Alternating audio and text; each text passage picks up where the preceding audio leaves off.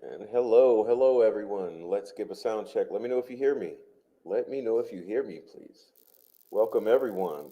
Let me know if you hear me. Pardon me. I'm drinking coffee. Let me know if you hear me, please. Oh, thank you so much. Thank you so much, K West. Boom. And happy Tuesday to you. All right, another wacky Tuesday in the Delphi murders investigation. Look here. I want to say hi to JoJo, Marianne Foster, Jen P, Fur Baby Daddy, French 6290, 90, Four Pits, Luis Cuevas, Blondie 22, Lisa, Nancy Drew, K West, Freckle Joy.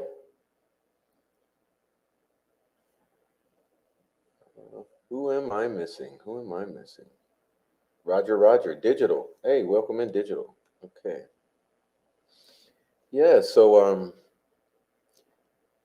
I don't know if you guys are up to some reading, but I don't know if I am either. We'll get to it. That's what's happening. Everyone have a good day. It is we got a storm front on the doorstep. It'll be snowing and rain mix type of situation. Who knows? And we call it mountain life. Welcome in, Unraveling. Hello. Good to see you. Good to see you, Blondie. All right. Oh yeah, be careful, West Coast peeps. Let's see what we got here. We got I was screaming Vinlander at the phone last night and realized I was watching replay.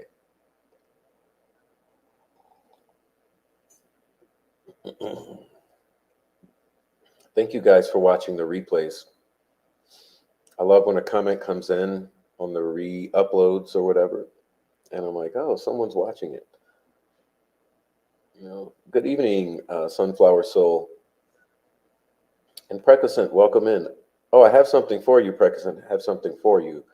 I got a reply, and it's a 10-4. It's a 10-4, so great job. All right. So we will be getting into the Frank's memorandum again. We've barely put a dent in it, but we'll be getting back into it and seeing how far we can get tonight. Should be interesting. The whole thing is just wild, and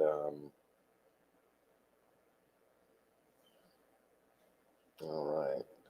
I guess.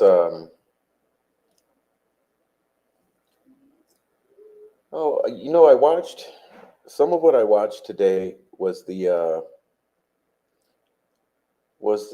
Supreme Court, the Indiana Supreme Court hearing. I watched part of that again today,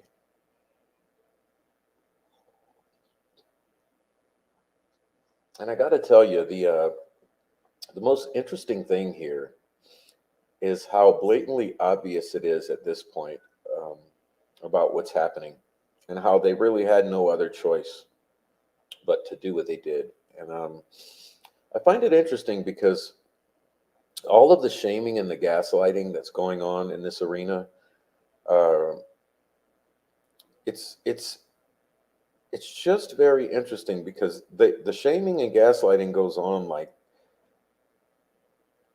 kind of like in the way that it's like, how dare you, are you crazy, you guys are unhinged lunatics, and there's all this shaming and gaslighting, and n- nonetheless, watching the Supreme Court argue some of the details here, and I listened to Gisela and Bob earlier,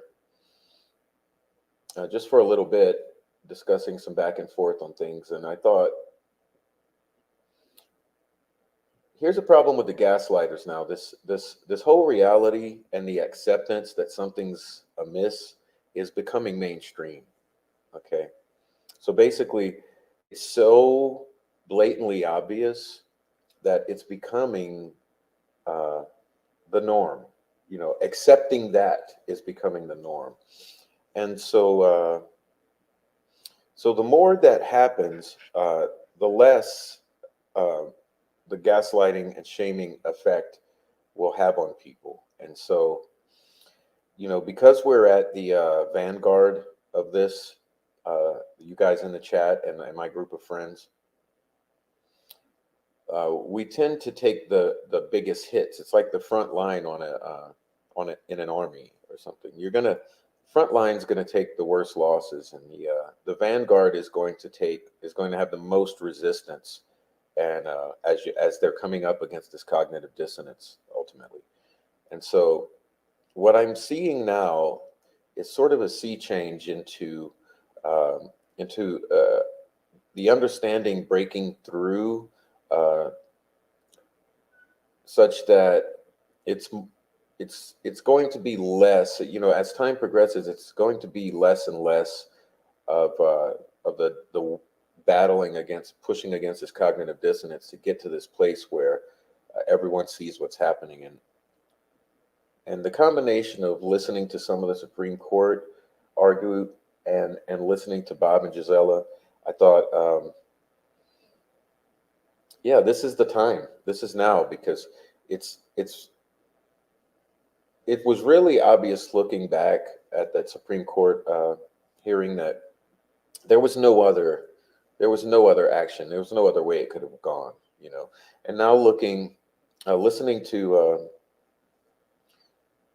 to Bob and Gisella's conversation, it hit me that, yeah, it's just undeniable now. You know, it's becoming undeniable for folks. So, good thing about that is that then we are less on the lunatic fringe extreme, and we can be heard a little more clearly. And so, I just want to thank everyone in the chat who stuck with me all this time, and those of you here who are new. Um, Thank you so much. See, oh yeah, we have breaking weather here. That's my phone's going off. Apologize. It's letting me know we're getting it soon. Um, but yeah, so you guys that have stuck with me, and you guys that have stuck down your own paths, you know, I know some of you in the chat are my friends, and we speak, and I know some of you you've gone through this sort of this metamorphosis yourself as you realize what's going on. You know, it's sort of a roller coaster ride. And I thought earlier to say that I just want everyone to know that I came into YouTube with no friends on YouTube. You know, I had no allegiances prior to coming into YouTube. I owed none of uh, the YouTubers anything, nothing. Um, I didn't have people to appease or to agree with. There was no, I came in with a clean slate. And so, as you've seen me comment upon the things that I've been going through and the various struggles, um, I get a lot of backlash where people think that there's some sort of axe to grind or some sort of animosity. And it's just very interesting because the only response I have to that is I had no allegiances, no sides, no friends, no preconceived anything with any of you here, whether you're on one side or the other. I came in with a clean slate, and things developed to the point that they are, and so that has been a process of discovery and realization. And so, you know, as an outsider may be looking in and saying, "Oh, how dare you speak about this one and this one? You're addressing people on YouTube." It's not what's really has been going on. What really has been going on is that I've been shining a light on the anomalies I've discovered. Okay, and so came in with no friends, no allegiances, nothing, no sides, and because of my path and the discoveries I made, things that became apparent, uh, I choose to highlight things for you. And so there are things that I think are important and that you need to be aware of. And that's what has been happening. So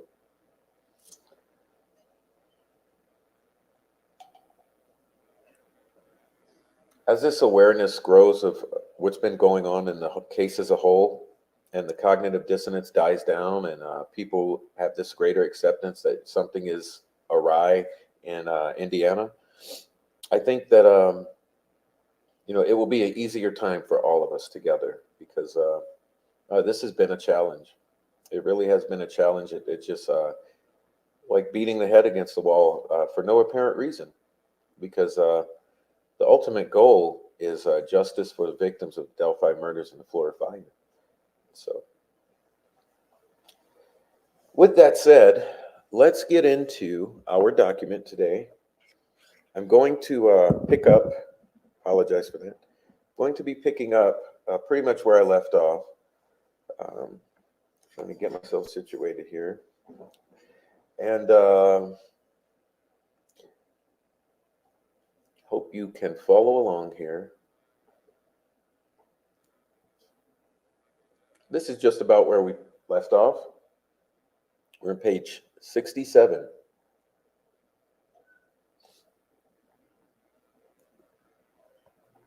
And we're going to start midway the page in bold print. In 2016, Brad Holder video from his Facebook page shows a pagan ritual with the most important part at the very end. Okay, now remember, we did discuss this briefly yesterday, so let's get back to it here, and I'll get comfortable. All right, put this here.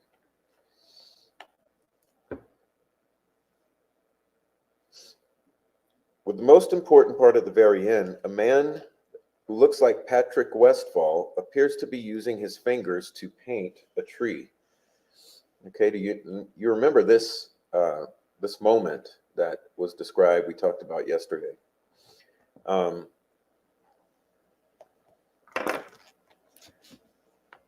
Libby's blood was found on one of the trees at the crime scene in the form of an F that someone painted onto the tree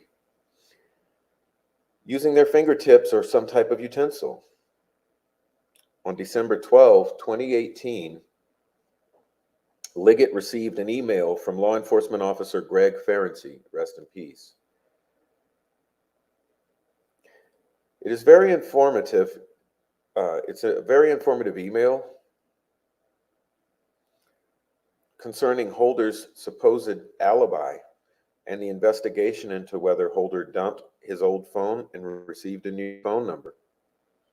Also, whether Holder sold his vehicle after February 13, 2017.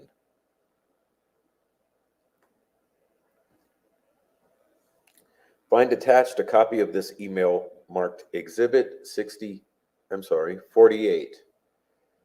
The very last paragraph discusses a ceremony that Holder videotaped in Fort Wayne in 2016. Ferenczi left a Facebook link so that Liggett could watch the ceremony. The video was not turned over to the defense until the defense made a specific request for the video sometimes in August 2023. This roughly 25-minute ceremony itself is odd. At the beginning of the video, Brad Holder is revealed as the person videotaping the ceremony. During the last few minutes of the video, when the presumed Odinites are dumping water at the base of the tree, you see a man that appears to be Patrick Westfall enter this scene. Once he is at the tree, you can see this person use his hand, what looks like, to mark the tree. Unfortunately, the viewer cannot see with what word, letter, or symbol, if any, this person is marking the tree. The marking appears to occur at a similar height from the base of the tree as the marking of Libby's blood was in the crime scene photos.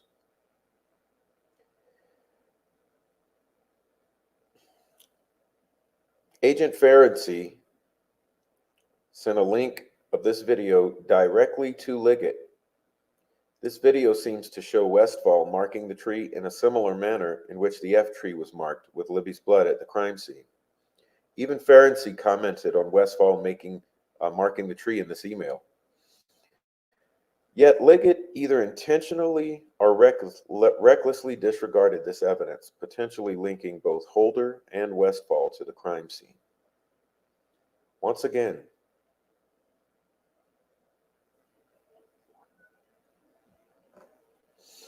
F rune formed with sticks on the ground resembles F rune found on the tree in Libby's blood.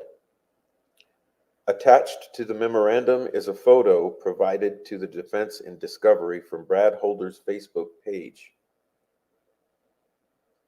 The photo shows an F that Holder made from sticks from a tree. This image is marked as Exhibit 50. The defense took that image and placed it side by side with the F made from Libby's blood at the crime scene, and marked that side-by-side photograph as Exhibit 51. Again, these exhibits display yet another example of Holder posting to Facebook images that mimic information from the crime scene that was unavailable to the public. Okay? In two ways. One, the sticks are used like the runes on the girls. And two, the F rune is used, as the F rune is used and painted on the tree. So there's this obsession with Holder and sticks formed into these runes in the woods. And if you would take a moment yourself to review his Facebook page, you would see that. Okay. Remember that not only is it the stick formations on his Facebook page, but he also had the painting, which was discussed just prior to this, that was full of anomalies. Okay. He had the video of the two girls appearing to be dead in a very similar situation to the crime scene.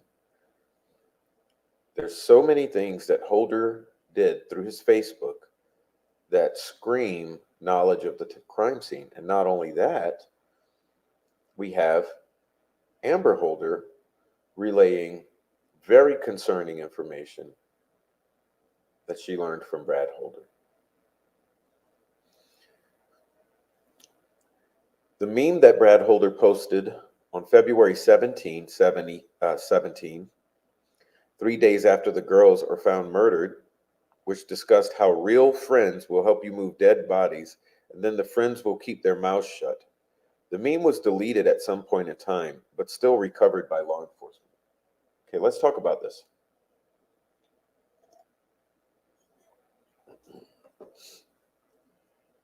For Pitt says, odds that a guy mimicking the crime scene within 25 miles of the crime scene, it's no coincidence.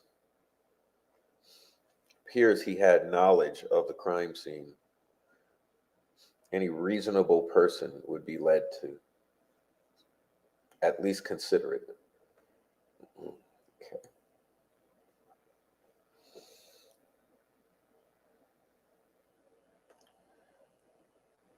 I also think that a guy 100 plus miles away talking about horns on Abby and spit on the girl is no coincidence. Yeah, and how about Holder and Westfall not being friends or speaking anymore because of an incident at the creek during a ritual? But we'll get to commentary with the chat. Let's see. Let's back this up and read it again because this one here, it's another, like, how many red flags are we going to have to pretend not to see here? This is a meme that law enforcement recovered that was deleted from Holder's Facebook, posted 3 days after the girls were found. Okay. He discussed how real friends will help you move dead bodies, and then the friends will keep their mouths shut. Okay, let's read into this. Exhibit 52 is a meme that investigators found that had been erased from Brad Holder's Facebook page. This image was obtained through discovery. The meme shows a still shot from a scene from the movie Goodfellas, in which the main characters are moving a dead body from one place to another. Billy Bat's dead body had been in one location, but later it was moved. The meme says, okay, and I want you to focus on this. I'm going to pull my face off of the screen for a minute so that you can screenshot this. Okay, so let me pull this off. So screenshot this really quickly.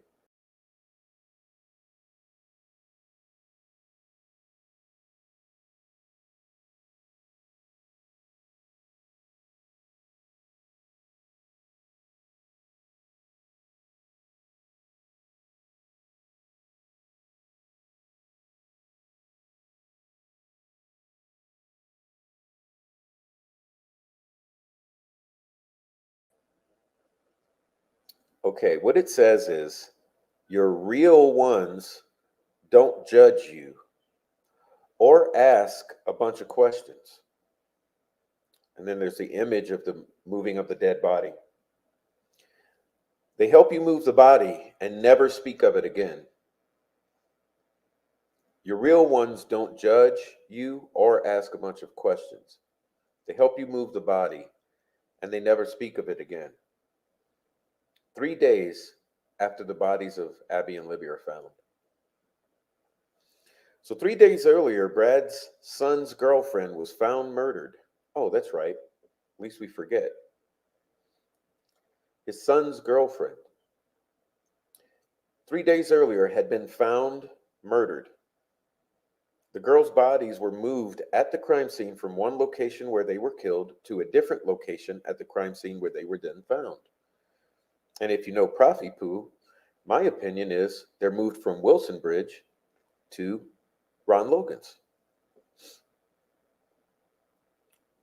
They help you move the body and never speak of it again. Lesenby and Liggett know that it took many men to accomplish all the tasks needed for that crime scene to exist the way it existed when the bodies were found. The timing is certainly curious. For a man who should have been mourning the brutal death of his son's girlfriend, a meme about moving dead bodies should create curiosity with law enforcement.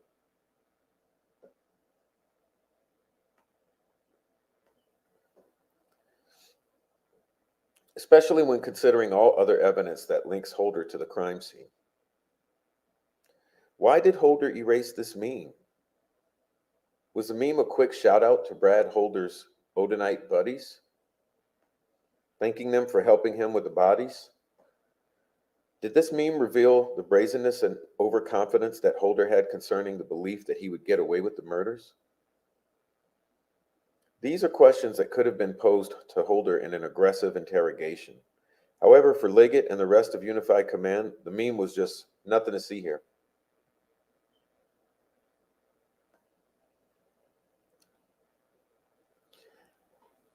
So let's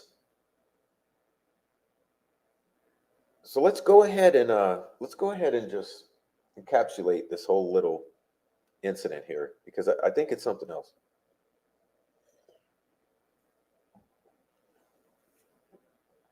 So you mean to tell me, okay, all of you have kids, right? Most of you have kids. If you don't, you have nieces and nephews that are nieces and nephews. We're all adults here. Trust me, I read the demographics. A lot of you are old ladies. Okay. Some older gentlemen, and then a few younger ones. We're all adults here. So you mean to tell me, okay, you have sons, you have daughters, nieces and nephews. You have teenage kids and relatives. Okay? You got teenagers. I've had one. I have nieces and nephews who are teenagers. Okay? I know, Carol. Carol, I'm poking at you guys, but you know what I mean. Okay? My boy's 21, okay? But he was a teenager at once, right? So you mean to tell me my son's a teenager? His girlfriend is brutally murdered with her best friend, left like animals outdoors in that condition in the woods.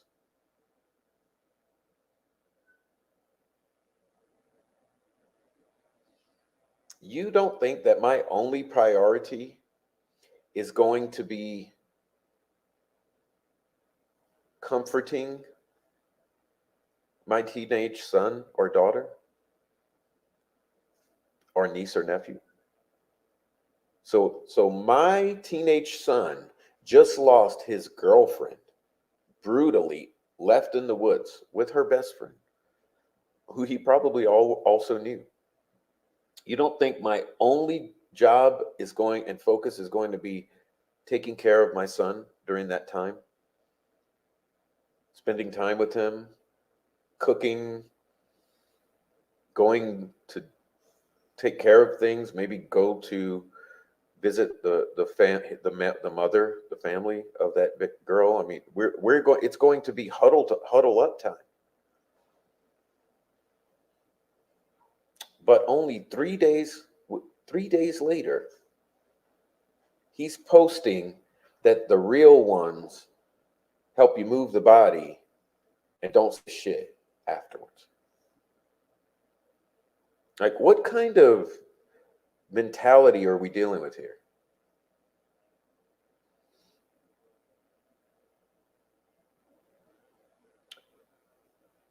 What kind of disconnect do we have here?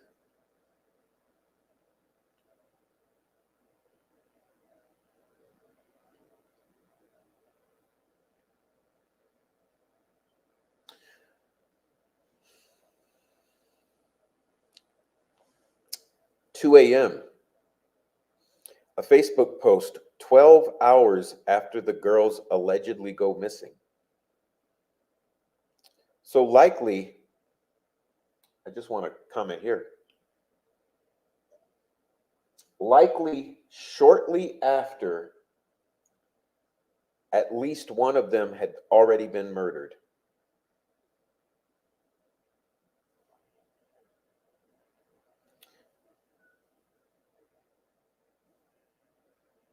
Almost immediately after one of them had been murdered, or maybe both of them.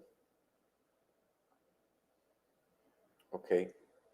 Basically, just around the time the girls are likely murdered, at least one of them, you have a Facebook post that says his testosterone is through the roof. Post was later deleted. Although Brad Holder told police that he went from work straight to the gym to work out in Logansport, here is Brad Holder at 2 a.m.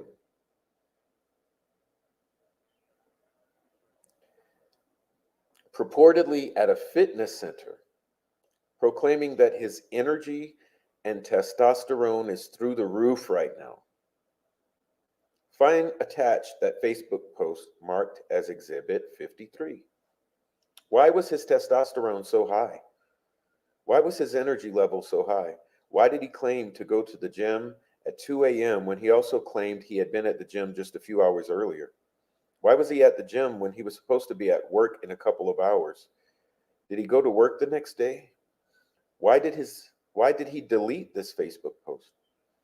Why would he be saying these things when his son is purportedly upset about his girlfriend being missing, as the girls had not yet been found? Remember, this is the approximate time at which they are being murdered, at least one of them.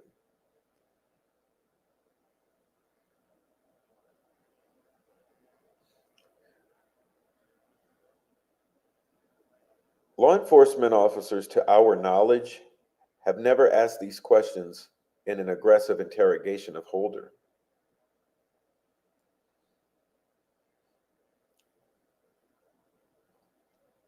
Perhaps they did at the recent, let me make sure I'm not leaving you guys behind. Okay, there we go. Perhaps they did at the recent September 4, 2023 interview. We shall see. However, in assassinated FBI agent Greg Ferenczi's December 12, 2018 email to Liggett, Ferenczi had a few questions about Holder's deleted email. This includes questioning whether Holder's alibi about being at the gym should be further considered. Holder's purported alibi is discussed in a later section.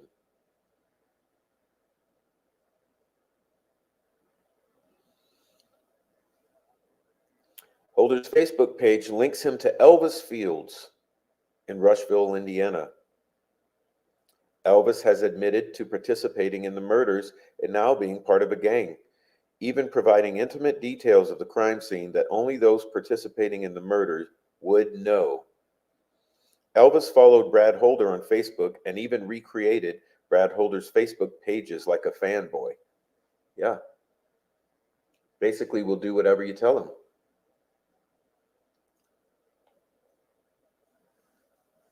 All right. It makes no sense near the finish of this section. No, I apologize. It makes sense near the finish of this section, detailing some of the evidence that links Brad Holder to the murders by supplying the court with certain Facebook posts by Brad Holder that were mimicked and even recreated by Elvis Fields. This will allow for a smooth transition to the next suspect on whom this memo will be focused, Elvis Fields. Who is Elvis Fields? Well, ask Thomas Frost. This man was mimicking Brad Holder's Facebook post from 126 miles away. You will soon learn that he is a man that has admitted to both of his sisters, that he was involved in the murders of Abby and Libby. A man who told his sister that because of his involvement, he was now part of a gang. And had a brother. A man who, after providing DNA, asked the police if he could explain why his spit might be on one of the girls, and if he would be in trouble. And then admitted to another sister that he did in fact spit on one of the girls, and perhaps most incriminating, a man who provided intimate details about the crime scene. The type of detail that only those that were at the crime scene could possess. Upon closer inspection, you will learn that Brad Holder and Elvis Fields did in fact have a common connection, Johnny Messer. Johnny Messer. But Elvis Fields lied to the police, claiming he did not know Johnny Messer. Okay? Elvis's interview was videotaped October 18, 2018. October 18, 2018 was the videotaped interview, which is being quoted here, Exhibit 54.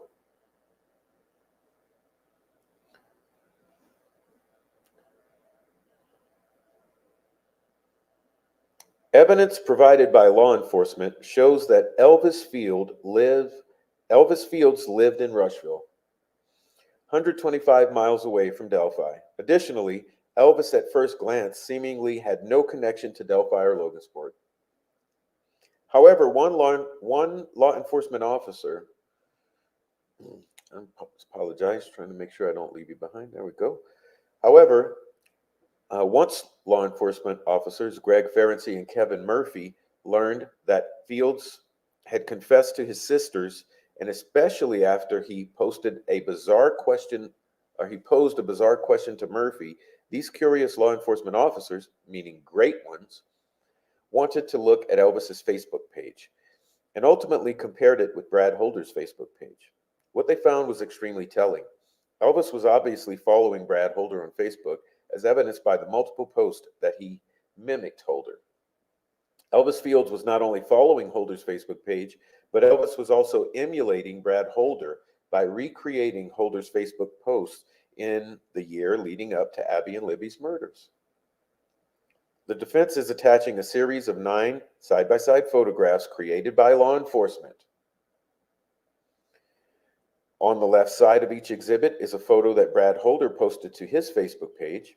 On the right side of each exhibit is a photo that Elvis Fields posted on his Facebook page, in which Elvis took the time to actually recreate the photograph that Holder posted.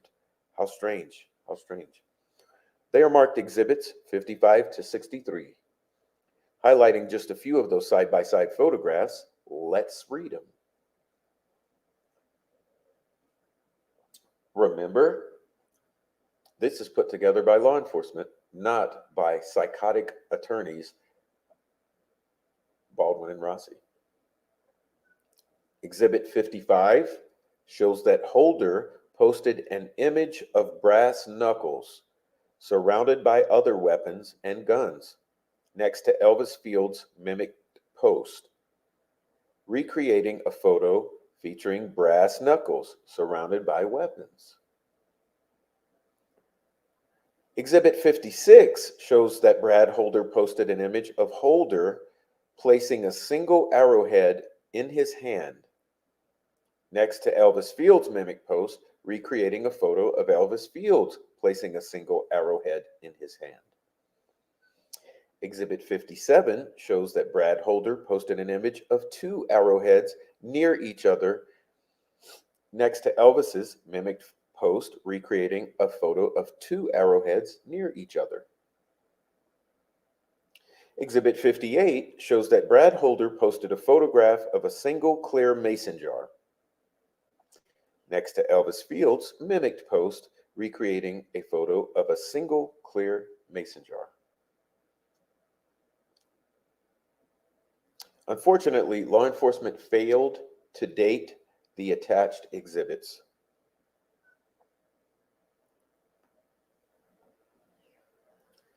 This mimicking certainly is curious. It certainly is. Especially when Holder's son dated Abby Williams.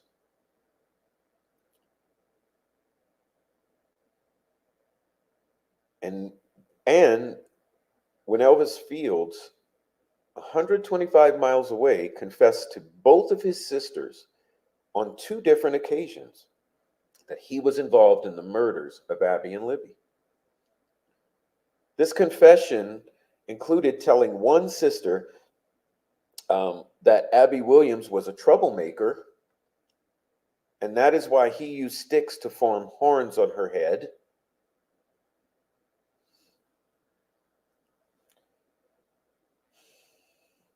And admitting to another sister that he was in big trouble and going away for a while because he was present when the girls were murdered and he spat on one of the girls.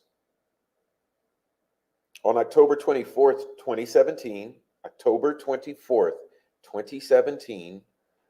Elvis told his sister, Joyce Moffett, that I am in trouble. I'm going away for a long time. I was on the trail in that bridge with those girls when they were murdered. There were 2 other people there with me when it happened. I spit on one of the girls after they were killed.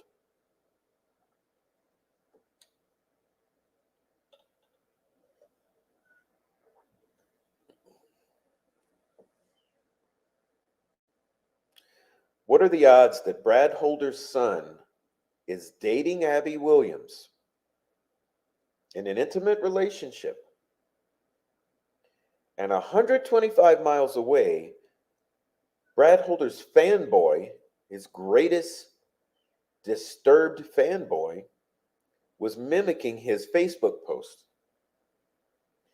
And that fanboy admitted to not only being involved with the murders, but spitting on one of the victims.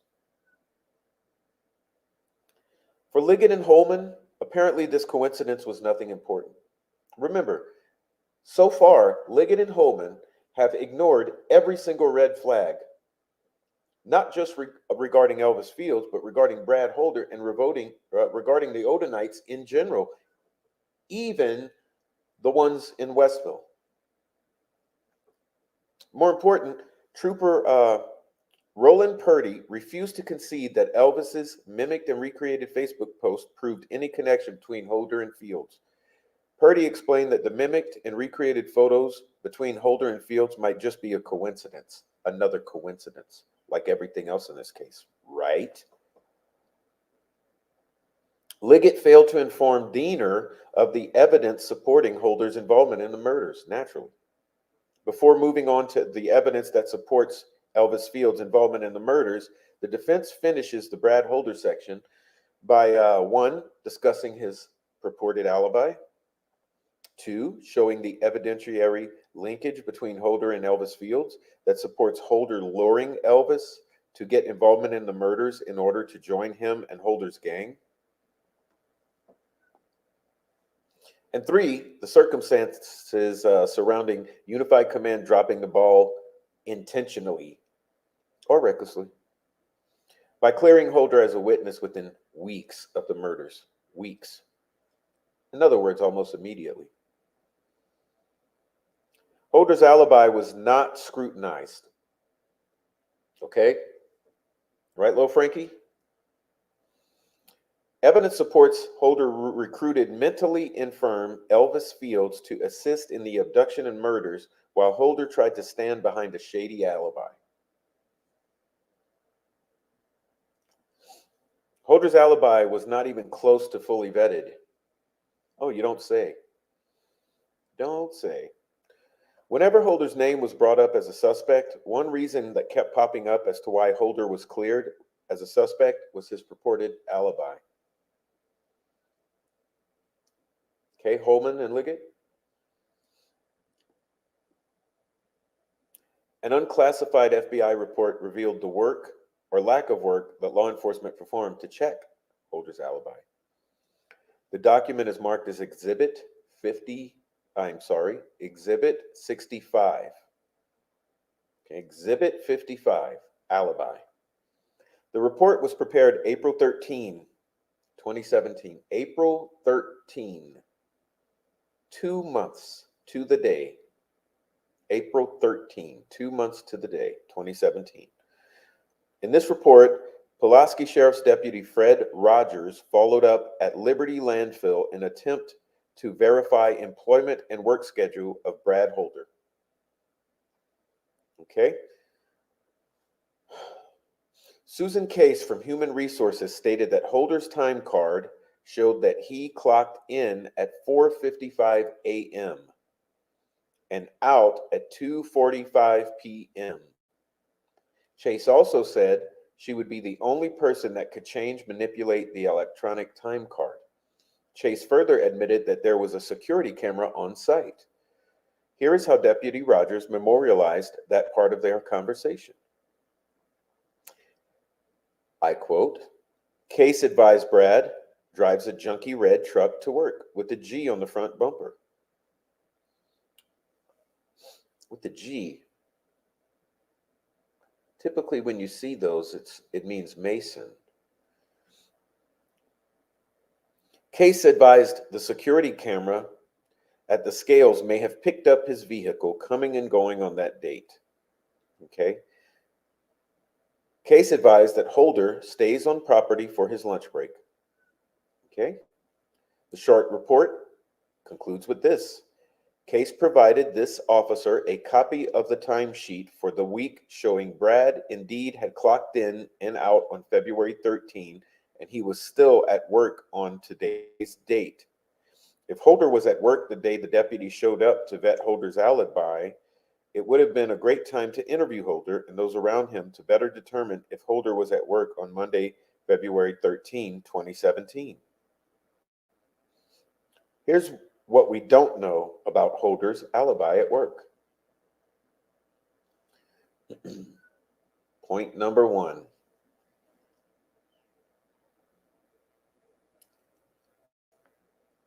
This may sound a little familiar to you. Did someone clock in for Holder? There's nothing that Chase said about clocking in that would prevent someone else from clocking in for Holder. Red flag. Whether Holder was actually at work February 13, 2017 could have been better vetted by simply talking to Holder's workmates that would have been on the job site on February 13, 2017 to determine if they remember Holder being present at work on February 13. Did someone clock out for Holder? The same logic applies to this question. Perhaps Holder clocked in, but then left early and asked one of his buddies to clock out for him. It is unknown whether Odinites worked alongside Holder at the landfill, as it appears that Deputy Rogers did very little investigative work on this very important topic of Holder's alibi. Nor did anyone in Unified Command provide instructions for law enforcement to fully investigate every aspect of Holder's alibi. Did Chase actually watch the video? The report is so poorly written that it can't be determined whether Holder's distinctive vehicle could be seen on the video, or whether Chase was merely claiming that, hey, if you want to watch a video from the camera placed near the scales, it may show Holder's truck coming and going. 4, did anyone in law enforcement watch the video alluded to by Chase? And if so, what did they see? It's quite maddening that the report refers to the possibility that a simple review of a video could determine whether Holder's junky red truck with the G on its front bumper was seen coming and going on February 13th, 2017. However, the fact is that this report does not inform anyone of whether law enforcement ever viewed this video. It would be presumed that if Deputy did watch the video, he would have memorialized it. Pardon me. Number 5, even if Holder's truck was viewed on the video, was Holder the person driving the truck as it arrived at the work site? Perhaps the video would be able to show the image of a person driving the truck to see if it was Holder. Yeah, same as Harvest Store, right? Is Kelsey driving the vehicle? Is it Kelsey's vehicle? Is Kelsey's license plate showing? Are the girls seen in the camera? Is Kelsey seen in the camera? Who's seen in the Harvest Store video? Other subject for another time. Even if Holder's truck was viewed on the video, was Holder the person driving the truck as it left the work site? In the event that Holder wanted to appear showing up for work, he could have driven his vehicle in, correct, to be seen on camera intentionally. But then he could have left early in someone else's vehicle who picked up Holder at work to get to Delphi in the early afternoon. It would be important to know who was driving the truck when it left the property and if they were seen on that camera. Do you see where we're getting at here about this alibi?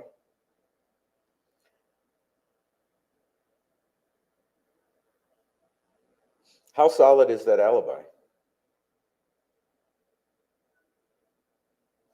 Did you let someone clock you in, clock you out?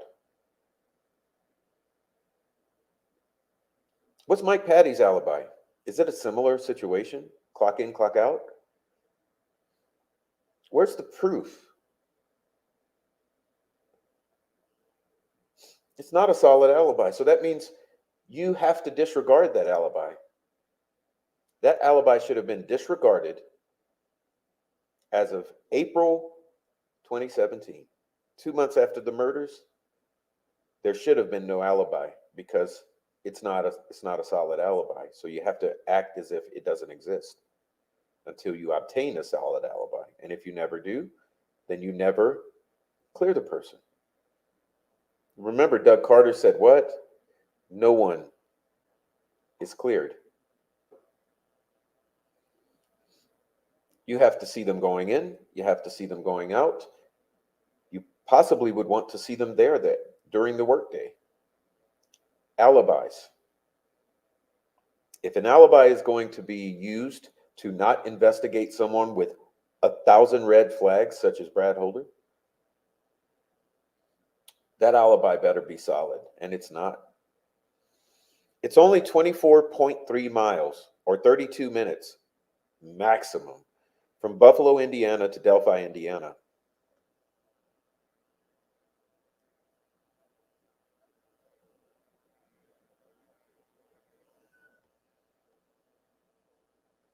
I wanted to get a comment here that I saw come through.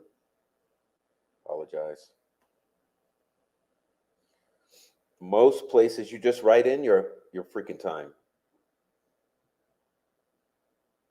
Even if it's a punch card that you punch, a punch card, it's not biometric, it's not computer, it's not on video, it's a punch card. There's so many ways to fake in, clocking out at work.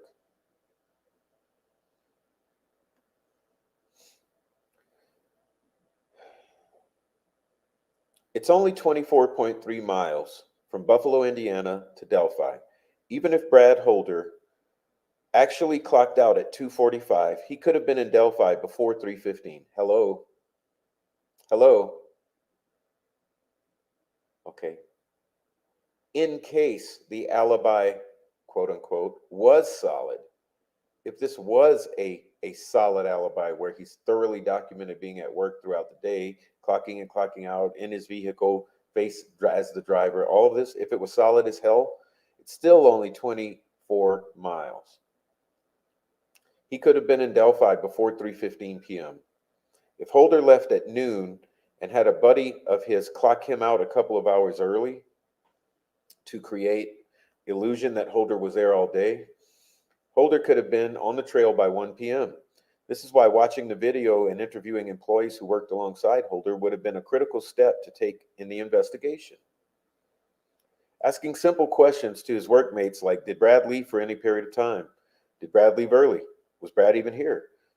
There's no excuse at all for failing to interview employees and for failing to watch the video. These failures leave open the real possibility that Holder's alibi cannot be trusted without further vetting.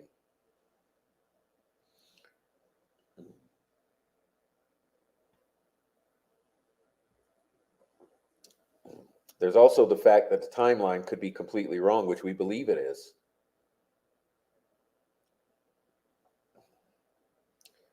Did police ever consider that Holder convinced his minions, such as Elvis Fields, to abduct and participate in sacrificing the girls until he arrived? If the girls were taken by Richard Allen with a weapon and held someplace, restrained possibly,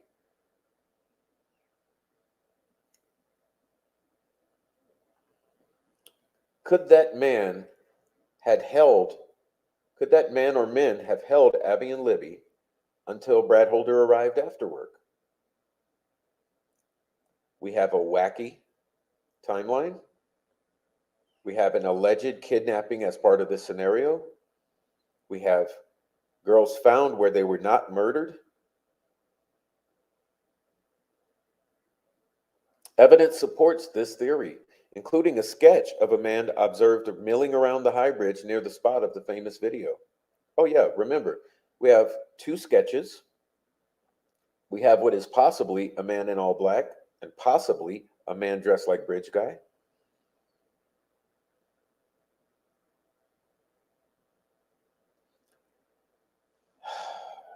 This sketch resembles Elvis Fields. Even Trooper Purdy can't deny that fact. Charles Manson did not serve a prison sentence for actually being the person that stabbed Sharon Tate 16 times. Manson's minions committed the heinous act. Was it ever considered that Holder had devised a plan to kill those girls and used others to do his bidding? According to Unified Command's Holman, it was considered, but there's no evidence that we have indicating that he was commanding people to go kill people. Then Jerry Holman commented on this very serious topic. I quote from Jerry Holman, I mean, ask Richard Allen if Brad Holder told him to go kill the girls. I mean, you guys communicate with the guy that killed the girls. Holman's comment offers insight into his mind-blowing lack of curiosity and his limited investigative skill set. Holman's refusal to consider whether evidence supported the possibility that Holder was directing minions is par for the course of what the defense has learned from a review of the evidence. Once again, we have what seems to be complete disengagement with actually pursuing viable avenues here of investigative procedure.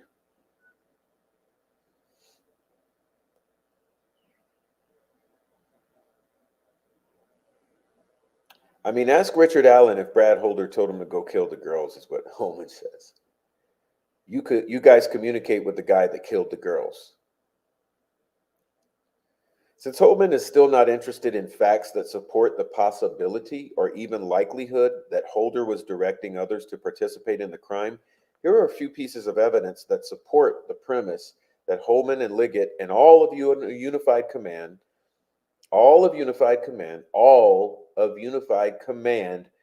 either recklessly or more likely intentionally ignored these points. Brad Holder was from Logansport, Indiana, which is close to Delphi. Patrick Westfall was from Delphi, Indiana, close to the crime scene. Johnny Messer was from Rushville, 125 miles from Delphi.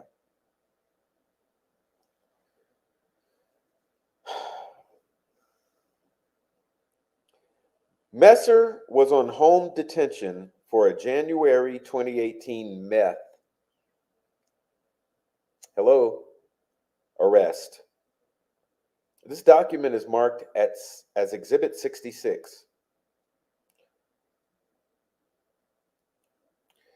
Elvis Fields was from Rushville, 125 miles from Delphi. Rushville's Johnny Messer was a Vinlander, an Odinist. And he's good friends with fellow Vinlander, Brad Holder. Okay, so hold on. We got Westfall, Holder, Messer,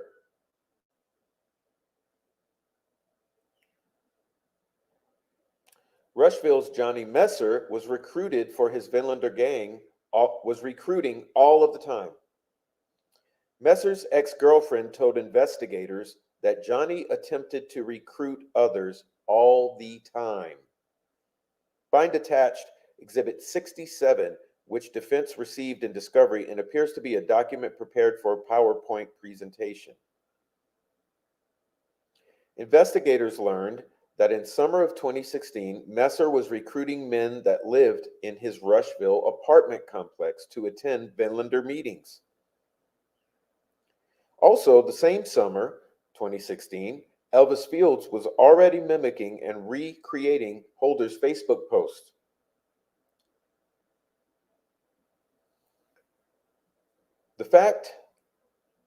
This fact would provide evidence that Messer had already recruited Elvis Fields and introduced him to Brad Holder. And Elvis was now following this group's leader, Brad Holder, on Facebook and emulating Holder, mimicking his post.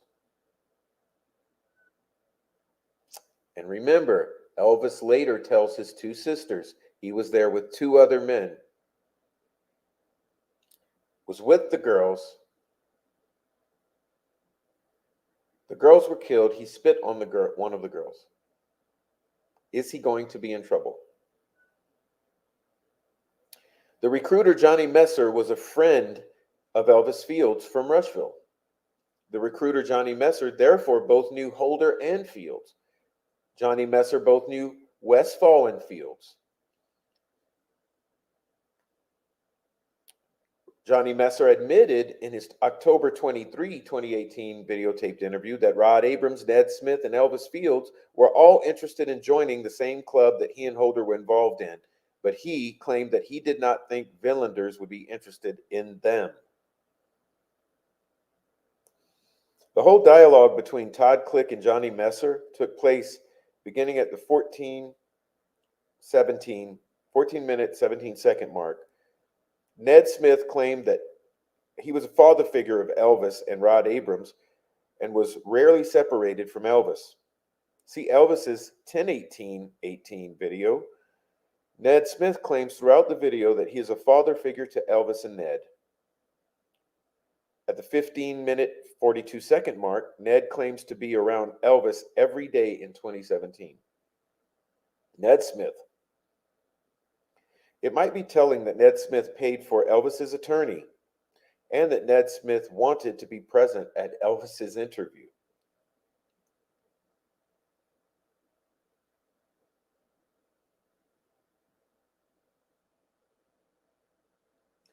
Johnny Messer admitted in his October 23, 2018 videotaped interview that Rod Abrams, Ned Smith, and Elvis were all interested in joining the same club that he and Holder were involved in.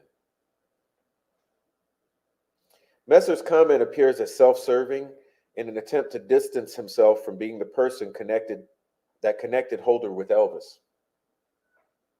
Okay, even though he's by Elvis's side 24/7. In fact, in light of the fact that Dougie, a man who was mentally infirm, had been affiliated with the club, see footnote 102. Taylor Hornady describes how Brad Holder and Patrick Westphal took advantage of another mentally infirm man named Dougie.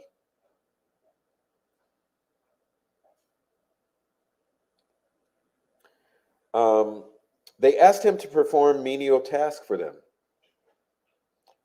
In other words, their little gopher. Also find attached Exhibit 69, which is a summation that was prepared by police for a PowerPoint presentation that also discusses lower functioning Dougie being used by Holder and Messer as a gopher. So Holder and Messer, they're desperately recruiting individuals to come into their group.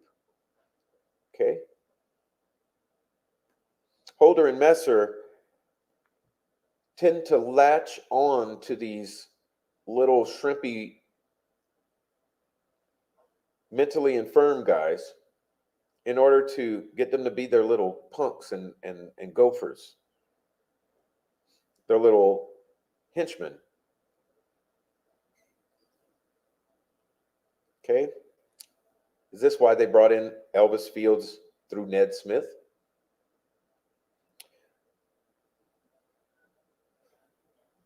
Elvis Fields was mentally infirm. Kevin Murphy described Elvis as having the mental capacity of maybe a 7 or 8-year-old.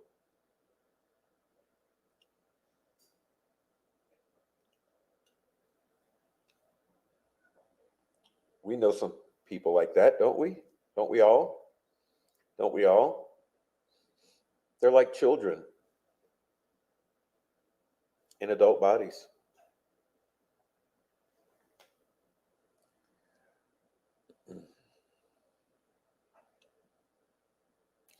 Evidence provided by law enforcement shows that Elvis Fields, 125 miles away, and with no connection to Delphi or Logansport, was following Brad Holder on Facebook. He was not only following Brad Holder, but Elvis was also emulating Brad Holder by taking time to recreate his Facebook posts in the year leading up to the murders. Remember, he told his sisters he was there and he did it. Right?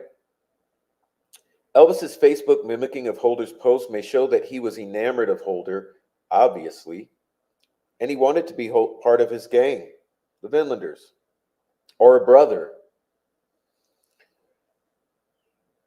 Holder was known to prey on lower functioning members of society and take advantage of them, and Elvis was a lower functioning member of society. Was Holder grooming Elvis, hoping that down the road Elvis would do Holder's bidding? Like I said, they needed a little bitch. They needed a little punk, a little man, a little gopher, a little runt.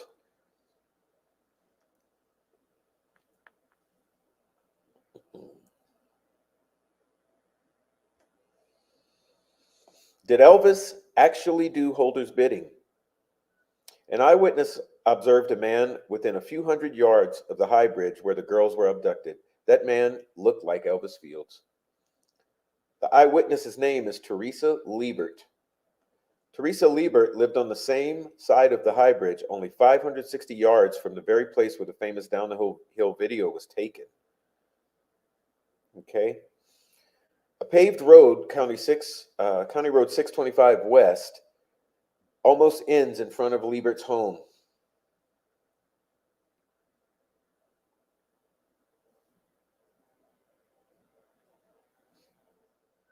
However, that road turns into a private gravel road that continues toward the high bridge and services the home of Brad Weber.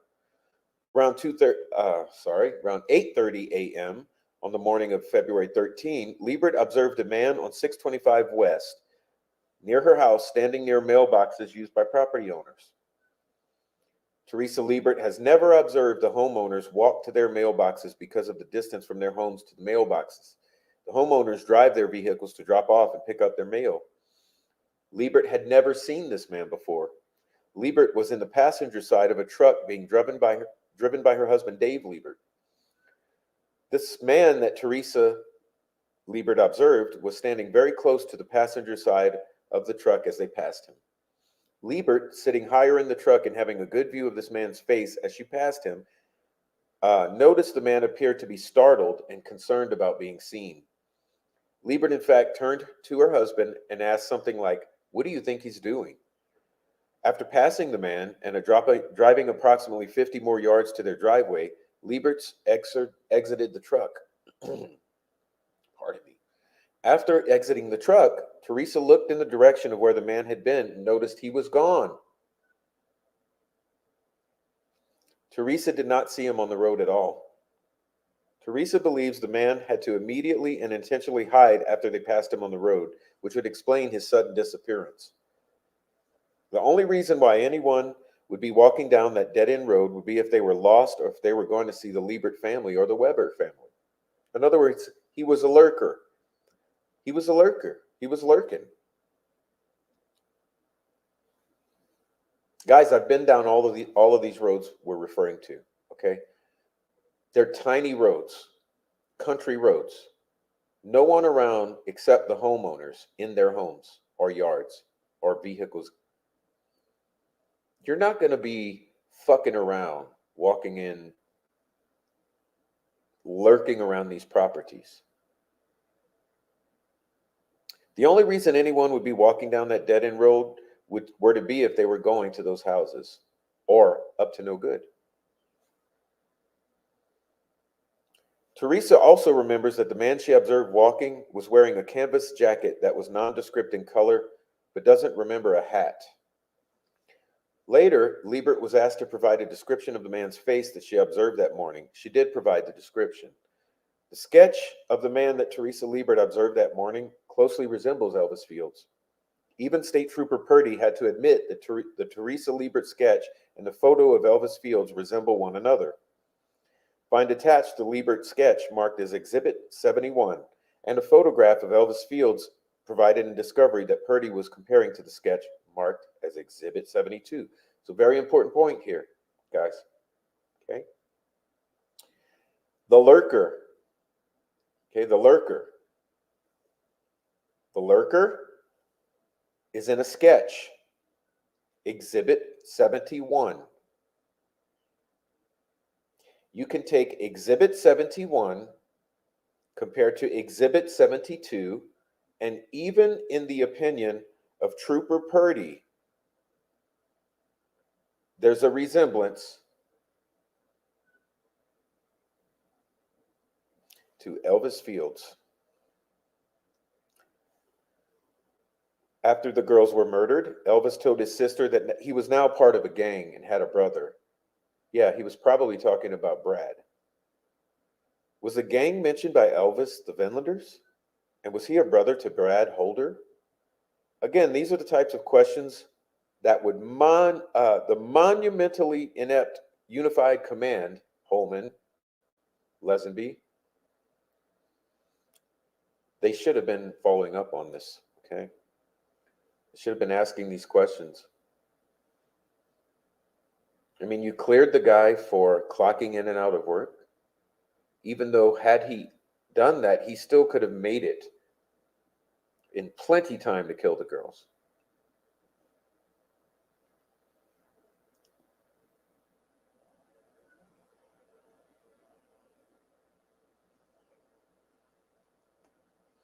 Trooper Holman indicated in his deposition that there was no evidence that Brad Holder may have directed others to kill the girls. How would he know? How would he know? As stated earlier, Holman even proclaimed that Holder was not even really a suspect. Not even really a suspect. No one's been cleared, according to Doug Carter. No one.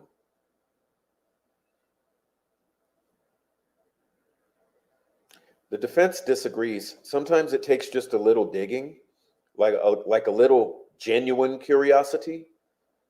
Perhaps if you're not corrupt and involved in the cover-up of the murders of 6 girls in Carroll County.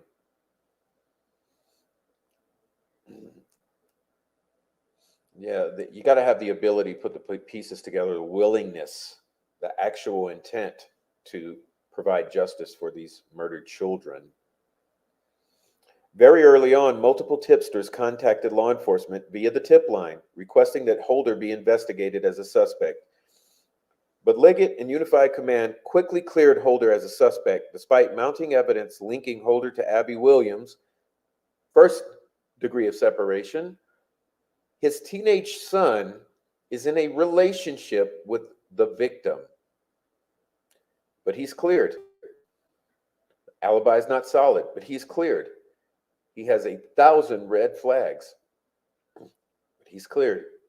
But Doug Carter says no one's been cleared. Is this a willful refusal to pursue those who may have actual ties to the murders of Abby and Libby? And perhaps to the 4 victims of the Flora fire?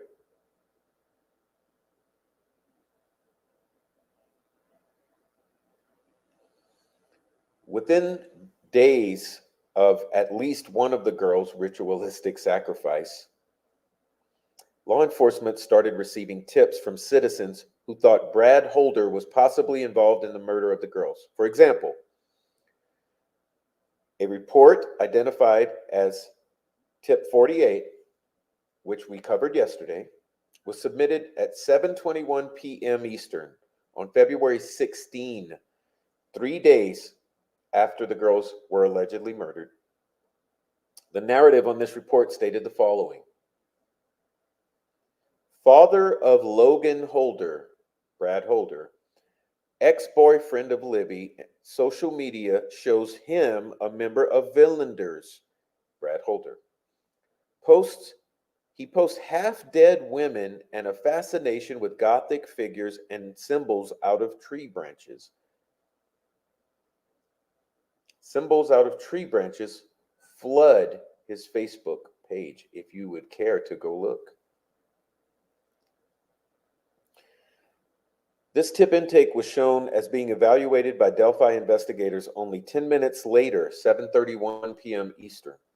The evaluator of that intake concluded that this tip required a lead.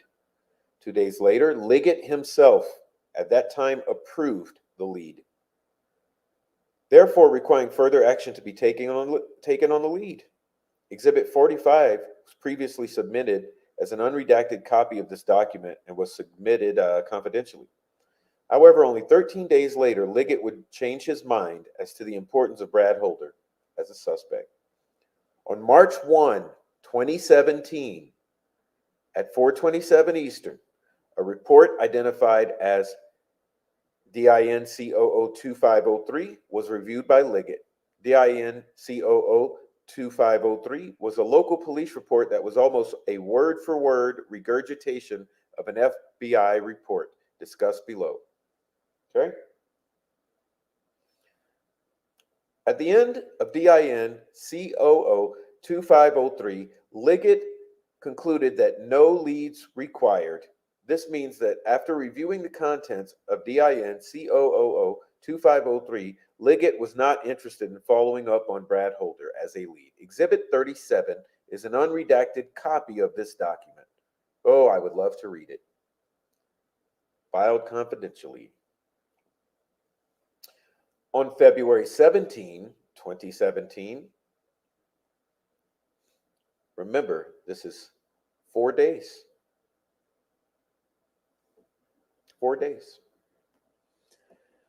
The FBI interviewed Holder at Delphi Police Department. The turnaround on interviewing Holder was very quick, as only 3 days had passed since the girls were found murdered.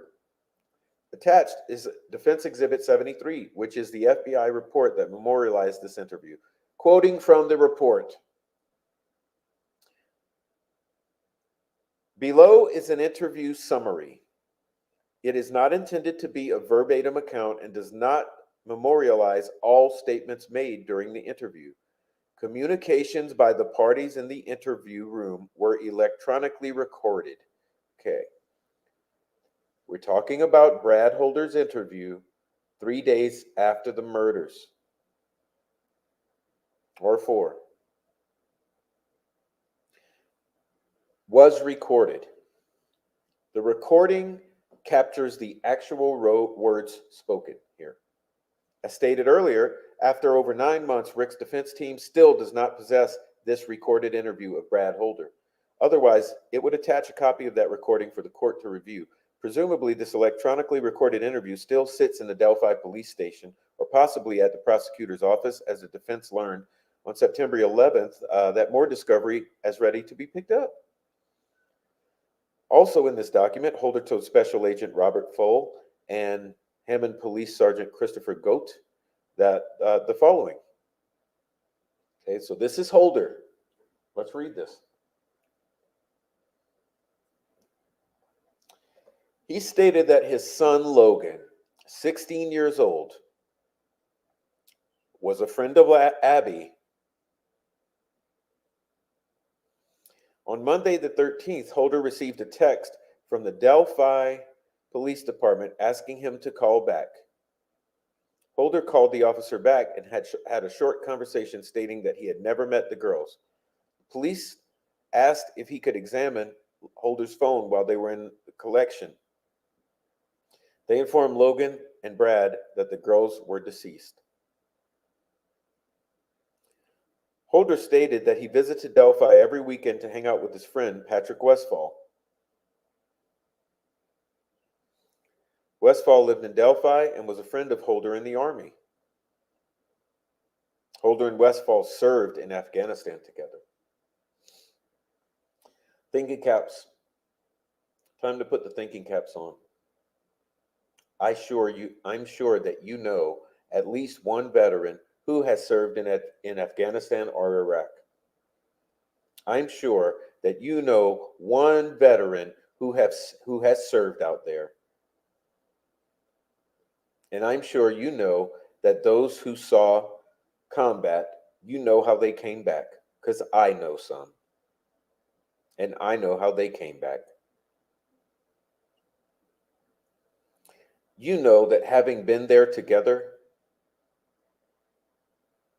how they would have been bonded upon their return. Holder and Westfall served in the Army in Afghanistan together. When Holder would go to Westfall's house, which he did every weekend to do a ritual, he would bring his son Logan. Every weekend. Logan and Westfall's son would generally go to Canal Park and play basketball, allegedly. Holder believed that this is when Logan would contact Abby. Holder never actually met Abby himself, allegedly. And he believed that Logan only actually met her one time as they attend different schools. Bullshit. Bullshit. We've spoken to locals. We've spoken to people who know these people. Holder knew Logan to communicate with her on the internet via his phone. Yeah, bullshit. Holder provided Westfall's phone number, also stated that Westfall suffers from post-traumatic stress disorder and is on disability. No shit. So does everyone who came back from there.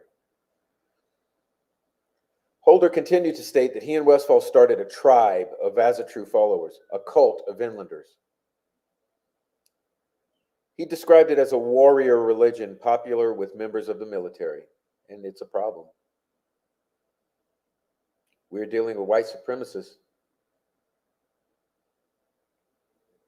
Westfall's girlfriend, Rachel Miller, hosts Asatru meetings every Sunday at Westfall's house, every Sunday, where Holder and Logan would go.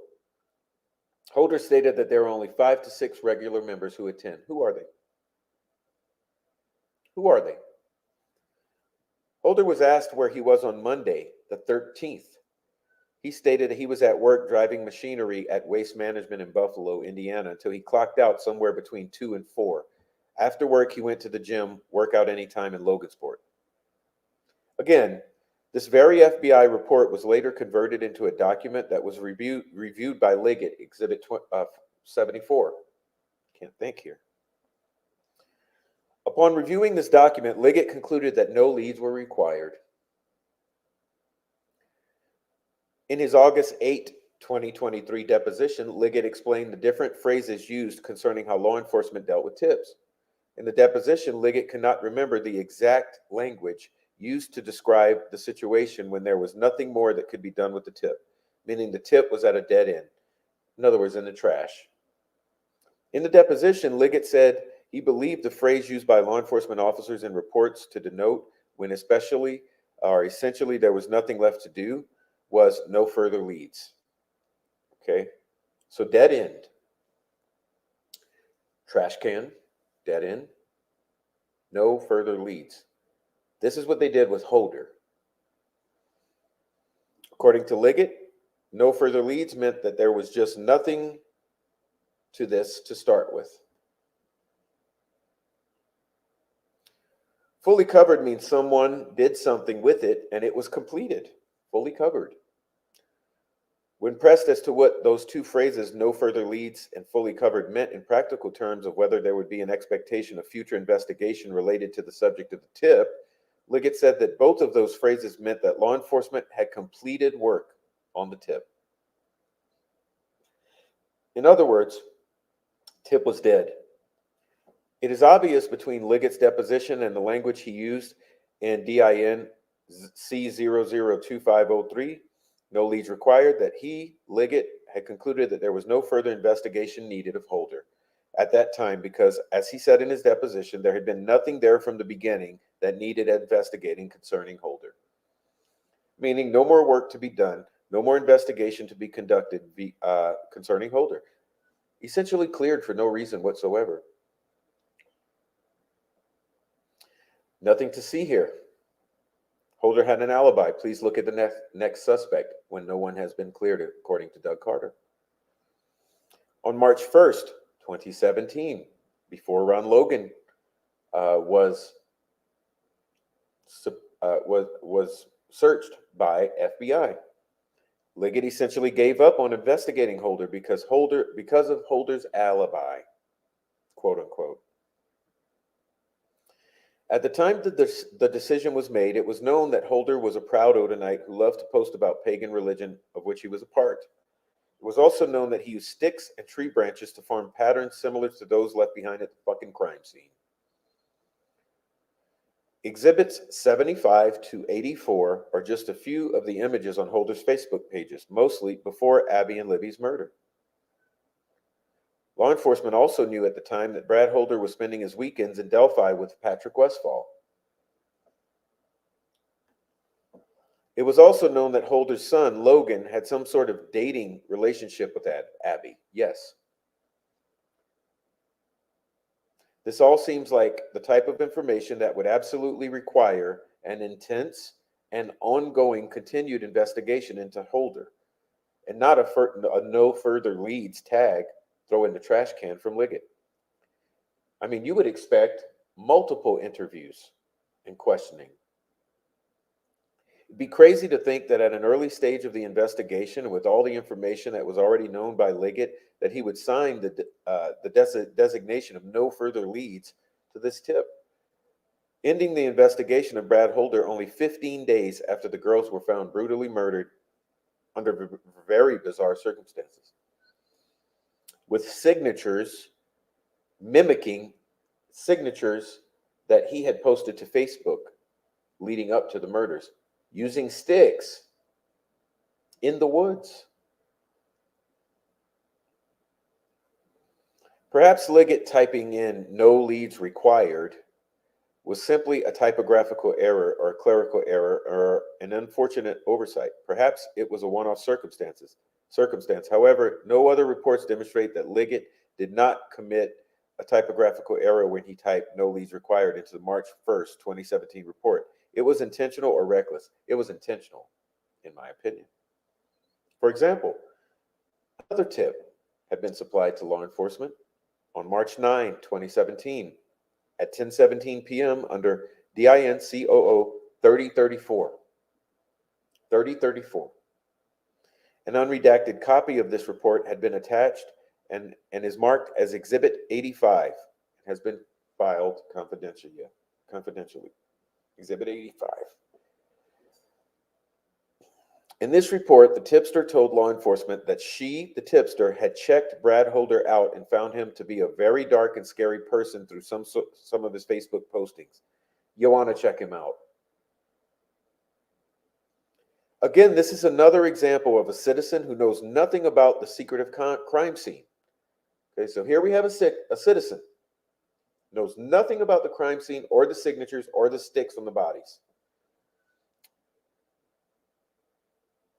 Law enforcement knew everything. Yet, even without the knowledge of this crime scene and the sticks on the bodies, the tipster, like many other tipsters, recognized that Brad Holder's Facebook page was dark and disturbing and required further inspection and investigation, especially knowing that Brad's son was dating one of the victims. After Richard Allen was arrested, defense counsel even received a tip from as far away as from Australia from a gentleman named Joe Lewis, who thought the defense should follow up and focus on Brad Holder based upon a review of Holder's public Facebook post. And so does Mr. Prof.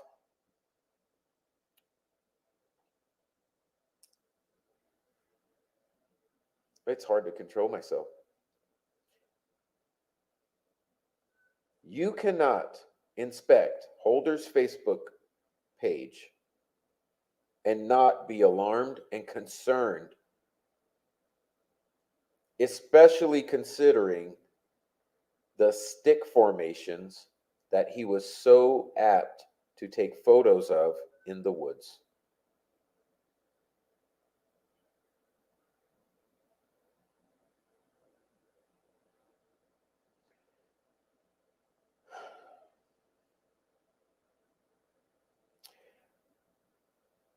This tipster proclaimed to law enforcement about Brad Holder, "You want to check him out," obviously.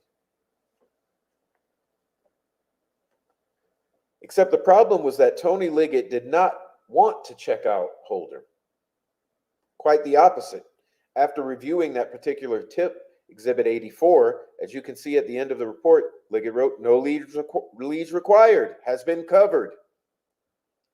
Essentially, Liggett was saying, "Nothing to see here, please move on to a different aspect." Okay, different suspect. In fact, as it relates to this tip, Liggett was doubling down on his concluding remarks by stating both that there were no leads required and that Brad Holder has been covered. There could be no doubt whatsoever as of March 13, 2017, 1 month to the day after the alleged murders of the girls, that Liggett did not want Holder checked out at all. Nick McClellan, being the same member in the Masonic Lodge as Holder, should have him removed as prosecutor. It's a conflict of interest.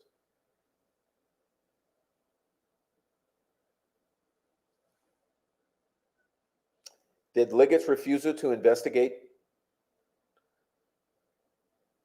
other law enforcement officers or influence them to clear Brad Holder as a suspect? Yes, he did.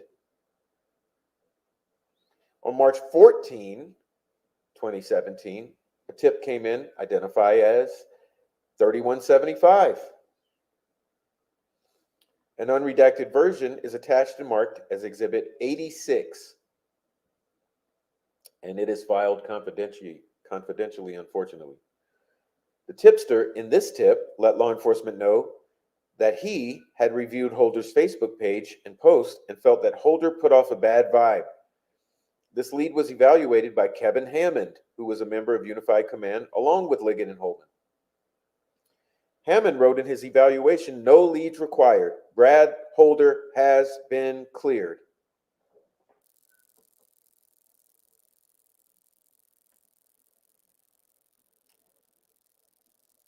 Again, even any moderately curious human being could have looked at Brad Holder's Facebook page, compared images on Brad Holder's Facebook page to the crime scene, and considered Brad's son was dating Abby, and that Brad was part of what appeared to be a religious cult, and thought, wow, this is a guy we better investigate. Instead, Hammond followed Liggett's lead. In the system, Liggett had already cleared Holder, so that's exactly what Hammond did when entering his findings into the system. Now, two members of Unified Command, Tony Liggett and Kevin Hammond, had both disregarded the already mounting evidence that possibly pointed the finger at Holder. Both Liggett and Hammond had stopped investigation into Holder dead in their tracks. Okay, dead in his tracks.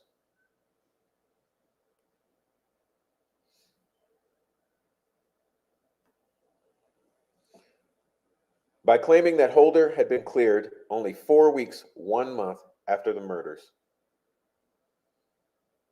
Why did they rush to clear Holder, who had an unsecured alibi, who had duplicates of signatures at the crime scene, which surely they were aware of? Did anyone other than local law enforcement clear Brad Holder as a suspect early on? Yes. On March 19, 2017, another tip came in that believed Brad Holder sounded like the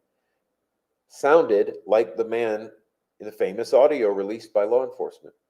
An unredacted copy of this tip sheet is attached and marked as Exhibit 87 and filed confidentially. This time it was FBI agent Michael Peasley, following the lead of Liggett, which indicated at the bottom of the report, Holder has been cleared. On April 14, 2017, another tip came in claiming that Holder had changed his appearance following the girls' murders. Do we remember Doug Carter telling us to look for someone who's changed their appearance?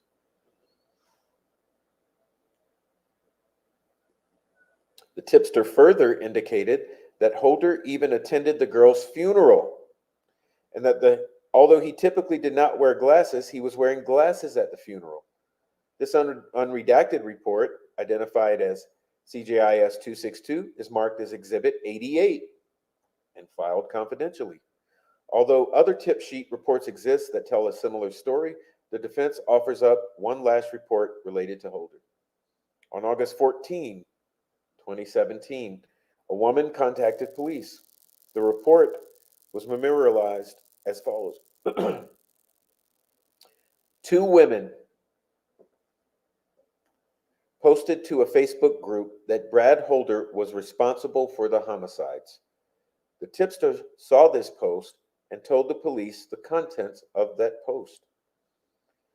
The tipster went on to summarize, on August 14th, 2017, that Holder is a pagan, murdered the girls as sacrifices, and left an F on the victims' bodies. Holder's son, Logan, is Abby's ex-boyfriend. Obviously, the F left at the crime scene was not left on the girls' bodies, but rather on a tree painted in Libby's blood. However, would this information concerning the letter F have even been known for anyone to talk about on August 14, 2017? A curious person might ask, could it be that someone who participated in the murders had talked about the crime scene with someone, who then talked to someone else, slightly mixing up the facts as the story passed from person to person? Yes.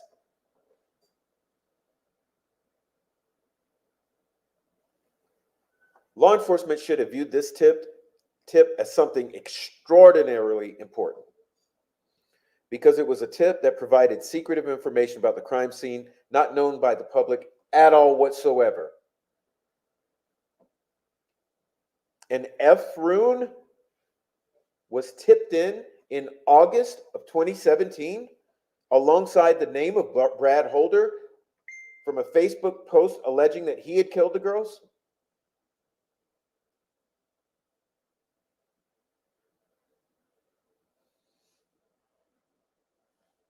There were symbols on the bodies of the girls using sticks, which Brad Holder often used to make symbols in the woods.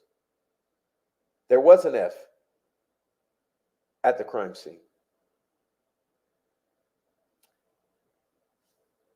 Add this to the already mounting evidence to see implicating Brad Holder to these victims.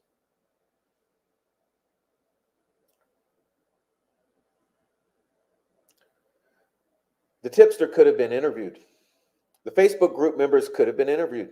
The state police or FBI tech people could have tracked down the people that originally posted this information to determine where they received this F information if they knew that it was at the crime scene. Continued investigation as to the source of the knowledge of this F discussed on the chat group on Facebook could ultimately lead to someone who was at the crime scene or participated in the murders. That's what good law enforcement would do. I mean, hello, red flag?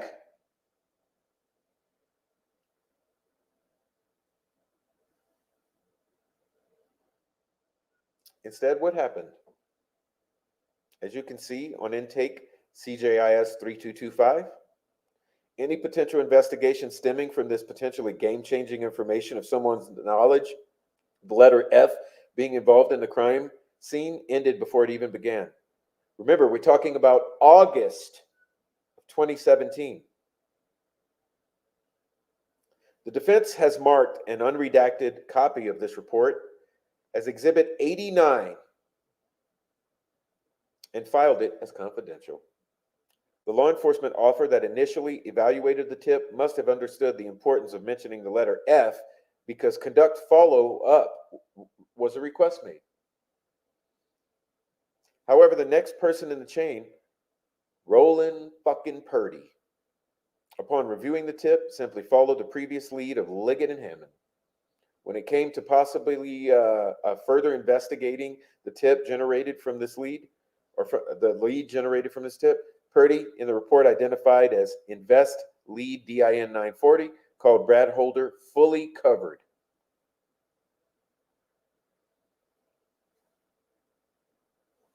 Why are they working together to clear Holder when Doug Carter says no one has been cleared? Were these people, who were they? Who were these people that somehow knew about the F at the crime scene, and how did they obtain this information? Who were these people? Who were these people in August of 2017 who on Facebook were tying Brad Holder and an F left in a symbol form on or near the girls' bodies on Facebook? Who were they? Why have the feds not found them through Facebook?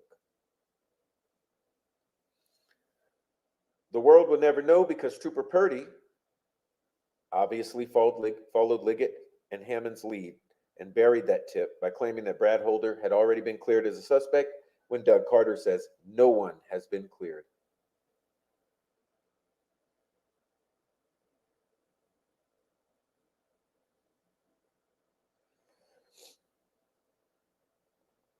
To conclude this section on evidence of Brad Holder's involvement, Richard Allen's defense team would tell the court that Liggett was unaware or was, okay, I apologize, I'm steering you wrong. My vision is starting to fail here. Richard Allen's defense team would tell the court that Liggett was aware of the many ways which have been detailed previously, we've just covered, in which Holder was tied to the Delphi murders. This is our third evening of covering all of the mountain of linkages from Brad Holder to these dead victims. Yet despite this evidence linking Holder to the crime and this dialogue, this evidence linking Holder as well as Messer, Westfall, Fields,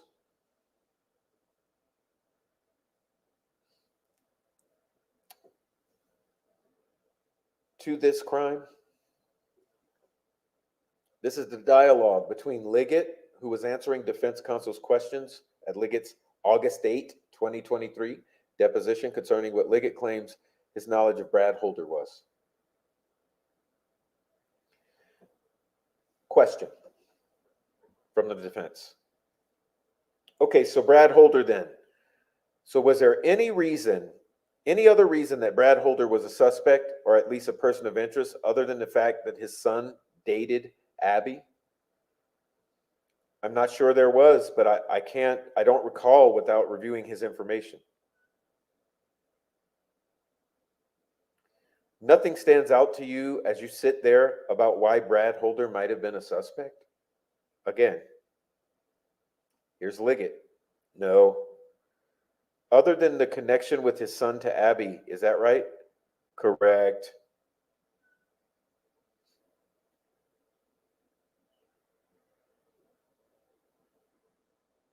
So Liggett can't even dredge up a single thought about what might connect Holder to the crime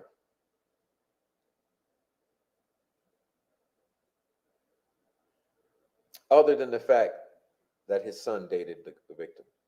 He can't connect the memory of Facebook posts of sticks forming runes in the woods. He can't connect all of this other we've read, probably for 9 hours now. Liggett was on the unified command. Liggett was heavily involved in the investigation of the murders. To feign ignorance like that concerning Brad Holder is astounding. Unified Command was fully aware of the Murphy-Ferenczi clique investigation, also known as the Odin Report, tying Johnny Mercer to Elvis Fields to Brad Holder. In the deposition, Liggett had the opportunity to open up and say something like, Brad Holder was heavily investigated. There was even a thought that he was tied into some guys down in Rushville. If you don't have the evidence yet, let me get that to you. In the end, we don't think it added up. Instead, Liggett took the bait and obviously tried to steer the defense away from Brad Holder, away from the evidence leaking Holder to both the crime scene and to the Rushville crew.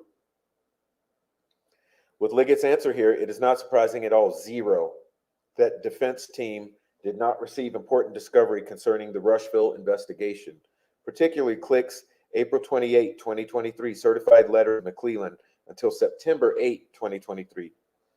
Again, McClellan only provided this discovery after Liggett and the prosecution realized that the defense was fully aware of this Rushville connection.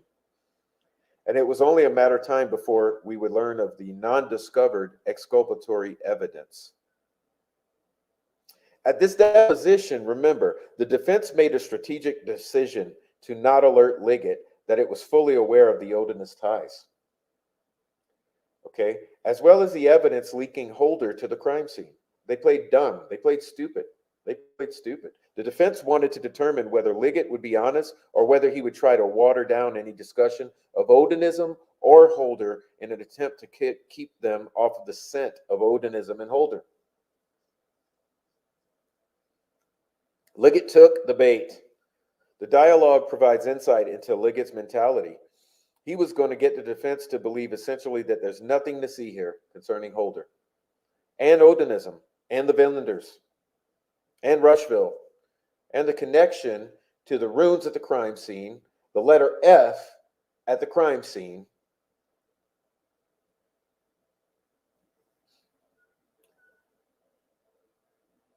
Holder down in Delphi every weekend on Sundays with his son Logan, who was dating one of the victims, but he's playing stupid. Don't look there. I'm going to pretend not to know anything about what you're talking about.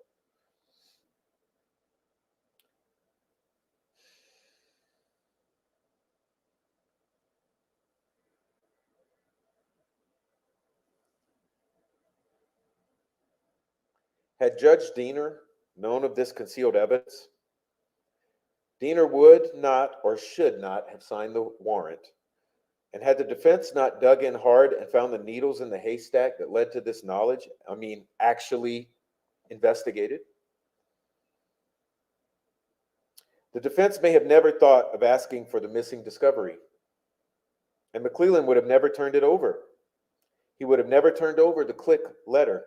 Without the click letter to the defense, the defense would have not learned of the other exculpatory evidence. The facts show that Liggett acted intentionally and recklessly. And just yesterday, dumped new discovery, a significant amount, after the deadline to produce such discovery. Why have they been withholding it?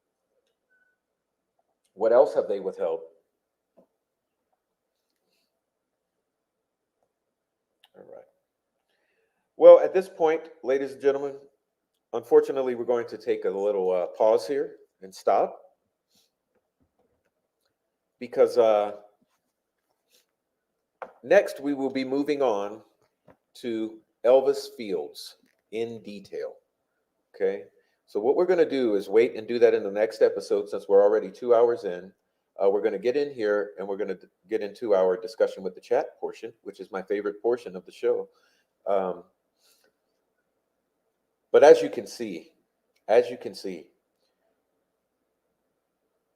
even just today, an alarming amount of evidence regarding these Finlanders.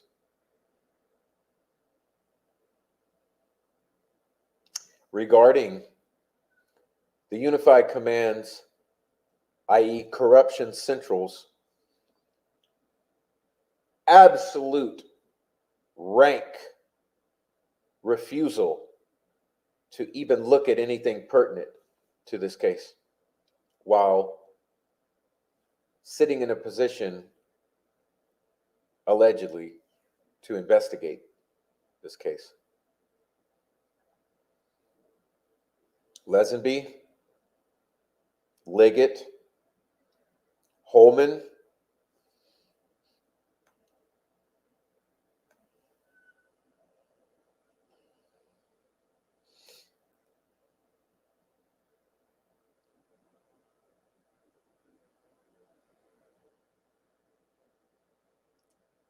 it's obvious it doesn't smell right. I'm not on the warpath with anyone here in this world. I came into this, as I mentioned in the beginning of the show, the first few minutes, with no allegiances, no alliances, a clean slate. And this is where we end up.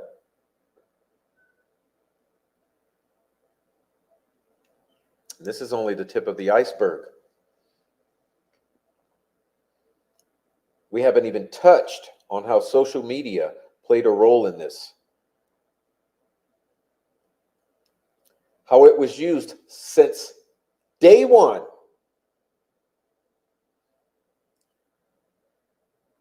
to cover up the murders of these poor children. And how it is still being used to this very day on this very platform to cover up for what really happened out there in Delphi or Deer Creek Township, along Deer Creek, in those woods.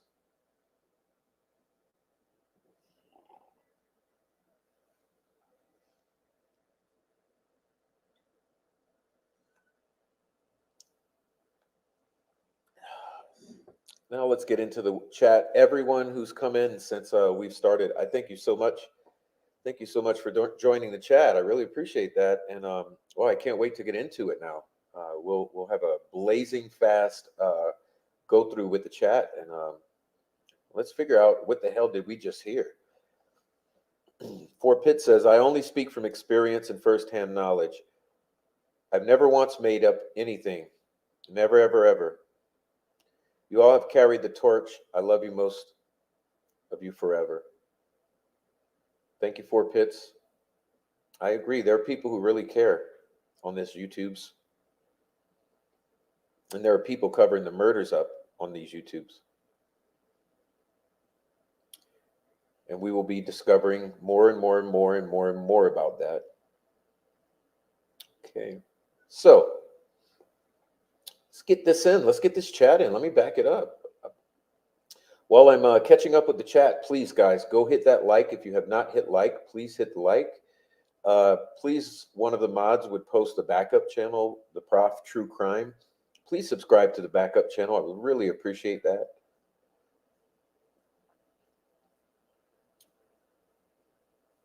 Okay, and if you would like to support the show, there are multiple pathways for you to send support.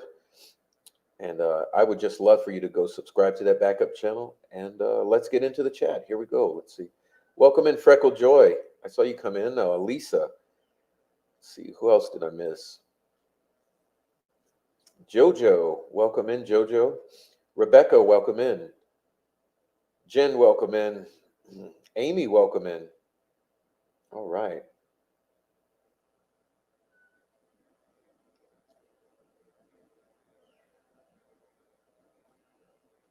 Noe, welcome in, Noe. Okay, we'll start with Noe. Here's go. No, Noe. Noe's in. Hey, welcome in, Noe. Blondie22. What's up, Blondie? Blondie is in the house. Welcome in, Blondie. All right. Thank you so much, Blondie.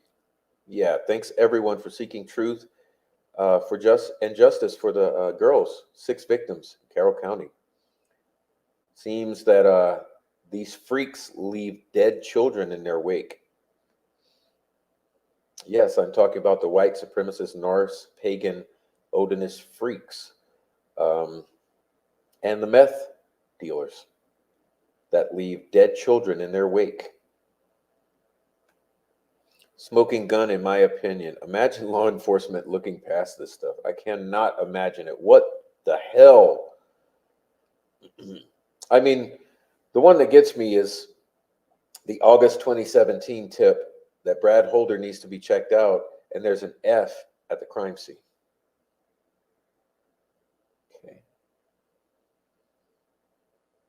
Odds that a guy mimicking the crime scene within 25 miles is not, he's cleared because of a shady ass alibi called clocking in, clocking out.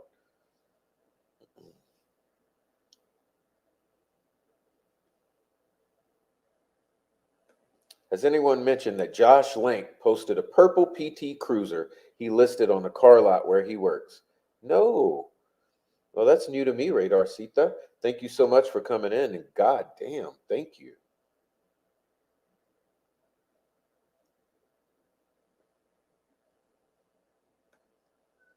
All right.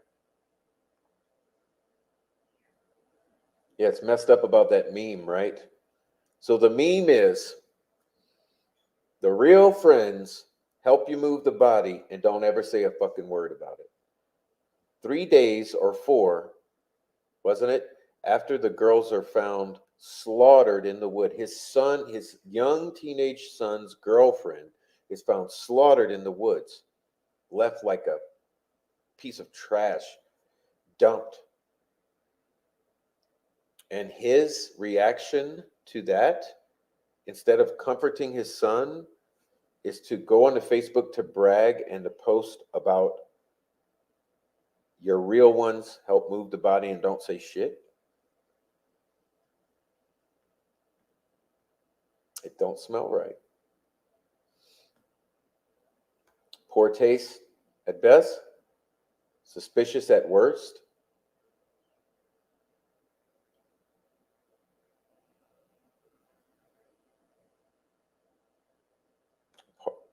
Frenchie says that a short time after the murders, Logan Holder was posting pictures of his new girlfriend. All right. Real ones don't kill children and mock sacrifices and act like something's hard as men and fathers. Yeah, these creatures failed. Yeah, and remember, he's cranked out of his mind with testosterone. 2 in the morning, at just about the time we believe at least one of the girls is being murdered or had just been.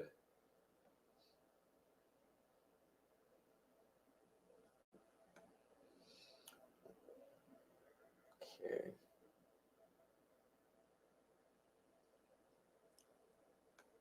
Frenchie says, never forget, Brad Holder was at Ron Logan's place that whole weekend. What receipts do we have for that, Frenchie? Shit parent at best. That's what I'm saying.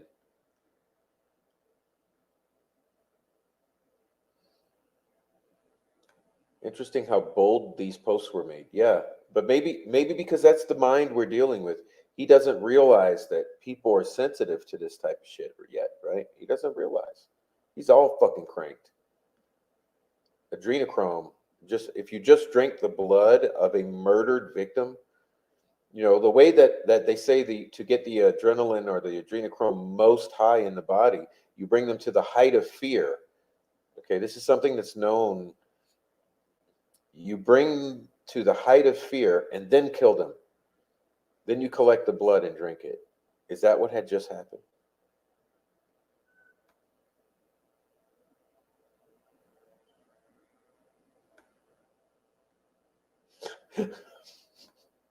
Rebecca says, all methed up. Fort Pitt says, I believe Holder was stalking the trail system in Delphi, just like I noticed he was in Logansport at Riverside Park. Was he lurking? Okay, so you guys know about this, what is it called? Oh gosh, I'm going to be terrible at recalling this at the very fucking moment.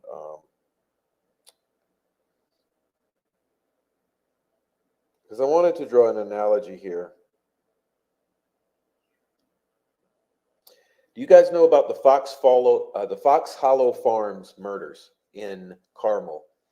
The Fox Hollow Farm murders. Okay, this is where right on the Monon Trail. Okay, there's another trail. There's this trail. It's a walking path that is surrounded by trees in Carmel. And it follows alongside of this property at one point. And there's this little footbridge you cross over. When you cross over this little footbridge, you follow alongside this very premium property. And this particular property is called Fox Hollow Farms, I believe. And there were multiple body parts of multiple victims discovered on that property. And it was all pinned on one guy. Okay, they did pin it all on one guy they considered a serial killer. Now, all of these victims were gay men that had ended up missing from gay clubs, primarily in Indianapolis. Okay, and the thought is that they had been abducted, possibly, or taken in an inebriated state from the gay club or after, uh, ended up missing and had then been transported and buried there in Carmel on Fox Hollow Farms, which coincidentally abuts a trail called the Monon Trail. And It's surrounded by trees, much like the trail there in Delphi does before it enters the bridge or gets to the bridge. I have a sneaking suspicion that not all of those murders were Baumauer. I think that it's a possibility that either he had been lurking on that trail, or even the possibility that someone else, like a Brad Holder, had been lurking on that trail, hiding in the trees, waiting to catch people at sundown. But that's a conspiracy theory for another date and another time. But it's highly disturbing to me. And if you go and you really look at it and think about it, and the guy killed himself, so he's no longer. He never. All of that was never really addressed. And so, was there a serial killer stalking the trails in Carmel, Indiana?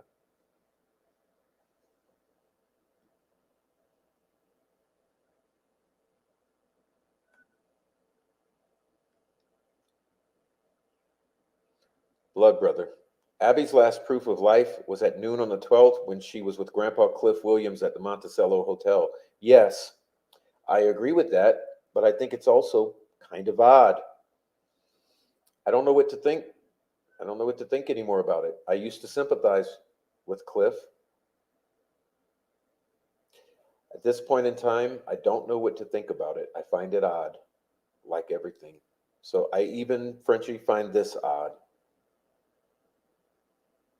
What's up? Nobody, nothing coming in the house. What's up? Nobody, nothing for baby daddy. Anyone I missed? Welcome in. Blondie22 says such damning evidence. Yeah. Freckles says this is a Frank's memorandum. It's been around forever. Yes, ma'am. And Radar, I can direct you to this if you need it, Radar. If you should have it and read it. As a matter of fact, Radar, go to the Delphi Docs Reddit and you'll find it. Abby's biological father is Peter Falk of Michigan. He was not in Abby's life. I guess he was a sperm donor. This avenue would have not gotten Liggett elected. It would have been, oh, absolutely. Okay. Amazing point you're hitting here, Four Pits. Not only is it a red flag that Liggett did not pursue this avenue of investigation, but it would also not have gotten him elected, because the very people, the powerful in the area would have turned against him for going after the Odinists.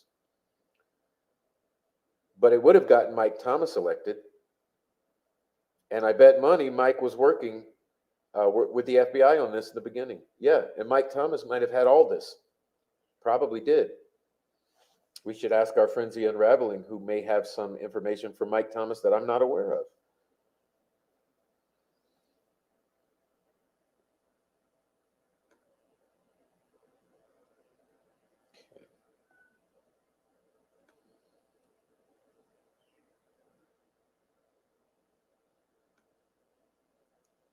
Okay.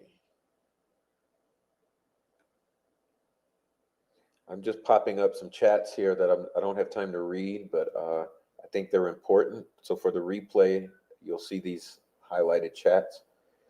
Freckle Joy seems to know about this individual, which I don't. So thank you, Freckled. We will follow up on all of this.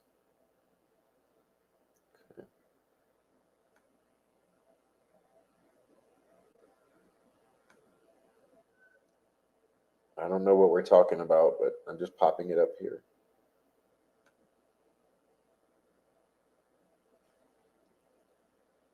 I have no clue what she's talking about. Okay. All right. So they didn't vet his alibi fully. No, it doesn't sound like it. It sounds like they just took it and said, oh, okay, fuck it.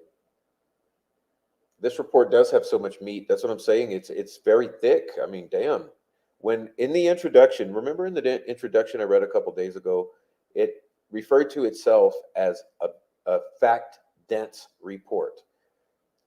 I tend to agree that it is a very fact-dense report. At least it's a dense report, and the probability lies on the fact of percentage wise, highly factual percentage wise, maybe not 100%, but highly factual and dense. Okay.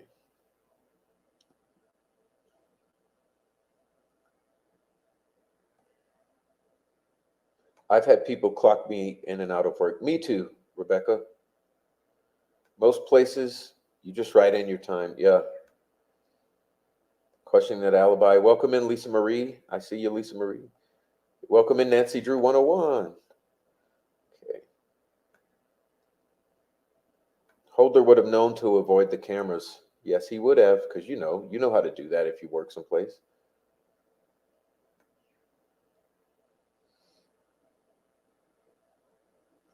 All right.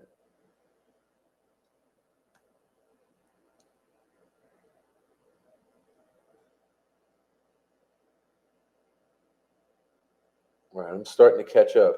Buffalo is meth central, so you all know. Oh, damn it, Fort Pitts. Give more on that. Give more on that, Fort Pitts. Tell us some more about that one. All right.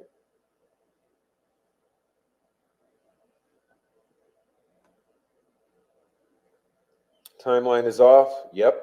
Alibis are no good. Nope. Until we find the true day and time missing and killed. Yep. The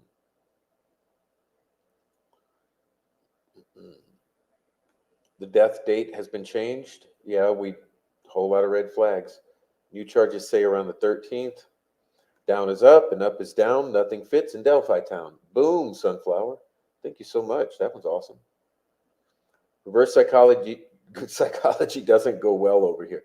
No, but they try it, don't they? That's all they do. But the thing is, the whole cognitive dissonance and the refusal to accept what's right in plain sight in front of your face, it's ending. It really did. It hit me over the head today when I was watching the Supreme Court hearing over again and watching Gisela and Bob, like I said earlier. It really hit me. It hit me like a brick in the side of the face, and I was like, "Oh man, this is a." It feels like we've gotten to a sea change. There's a change coming. I think the dam is breaking. There's an undeniability in a lot of this that people are not going to be able to go back from. And so all of these gaslighting ass YouTubers can kick rocks, hit the road. Fuck off with that because it ain't going to keep lasting any longer. All in the names of don't question the family. Oh, okay. Okay. Yeah. Don't question the sus ass family. Okay. We'll remember that. Okay. Don't question Holman. Don't question Liggett. Don't question Lesenby. Yeah, right. I'm questioning every one of them. I'm questioning David Vito, Brian Harshman, every one of them. Nick McClellan, Shane Evans. I question every one of you motherfuckers. And will continue to. It's not going to stop. I don't understand what the problem is that you can't see that this is so fucking sus to the general public at large. You can't see that.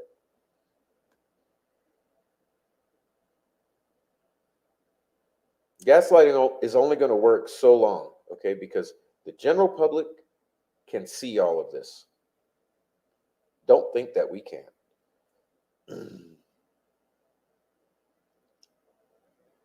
They have our girls. Who's they? Who's they? Were those girls held at a sort of a ransom for a short time?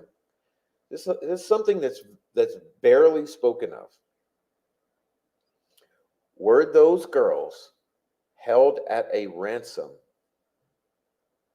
Was there some sort of ransom situation that popped out of this situation, even for a brief time? And is that what the statement meant, that they have our girls? Was there some statement like you give us $500,000 or the girl's dead by tonight? I don't know. No one knows except those who would know.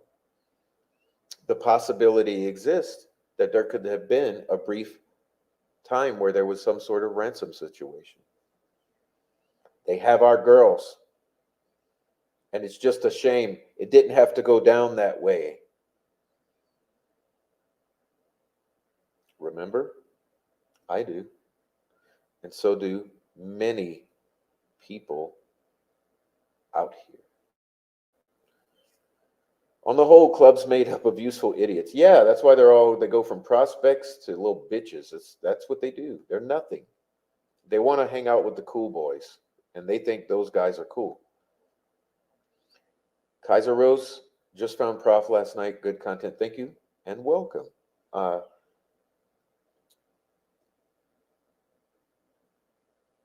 like to introduce you to all the awesome guys in the chat. Enjoy. These people connect to the Kokomo crew. In 2014-15, I was running with Derek German. A lot of his deals were coming from these areas where these names live. Yeah, Rushville. Where else? Hey, Fort Pitt. Question here. When you were running with Derek, Garrett Kurtz involved at all? Chris Mathis and that crew? Gabe Ellis? Westfall? Fields? Rushville?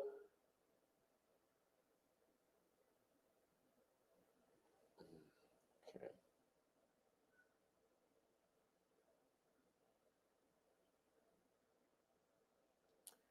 Very familiar with the Aryans and Odinists and the Nazi fucking freaks.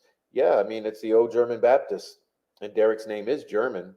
Liberty German, German liberty. Is something here to do with some sacrifice for the white supremacist German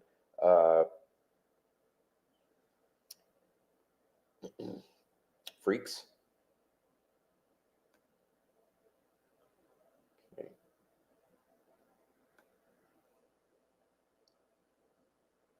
Jim was Sarah Liebert's dad, a very good man. I love Jim and Dave Liebert. All right.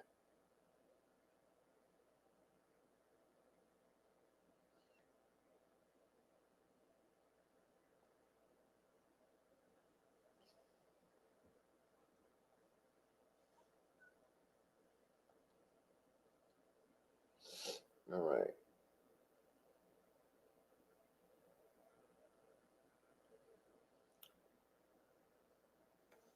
Anything reviewed by Liggett was ignored unless it was his idea. Yeah, it sounds like something's wrong here. Sounds like something is wrong here. I wonder where these wonderful investigators got all this great info. Hey, talking about Greg Ferenczi. Do you know that Greg Ferenczi was murdered by a white supremacist? Tied to these very groups. Was Greg Ferenczi killed because of what he did expose about these groups, or because of what he was about to expose about these groups? Why was Agent Greg Ferenczi one of the most important names in this information? Why was he assassinated and lured out of his office with a Molotov cocktail and then shot in cold blood by someone affiliated with these groups?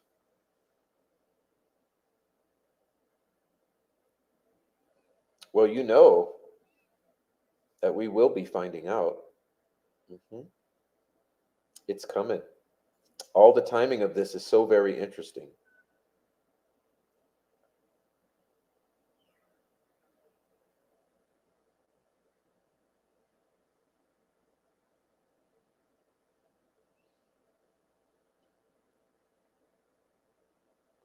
Real Christians who fear death, love God, and live by and through the Bible are extremely pleasant and lovely people to be around. Unfortunately, a lot of the opposite type characters attach themselves. Yeah, they claim Christian, okay? So real Christians are about love. People who claim Christian are about judgment, and they're basically snakes.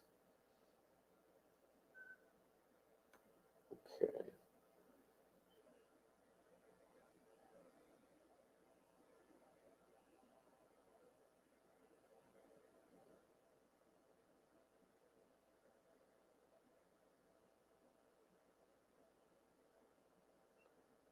I'm catching up with you guys.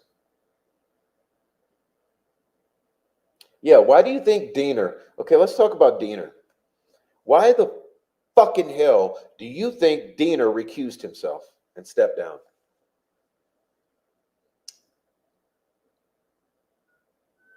I mean, think about it. In my mind, there's only two possibilities. One, there's a conflict of interest. Okay, so there's some intense conflict of interest where he was forced to step down. Okay, that's option one. The only other option in my mind, guilty, step down to get out of the line of fire. So what was it? Was Diener obligated to step down, or did he strategically step down because he knows that he should not have signed that PCA? A search warrant. All right.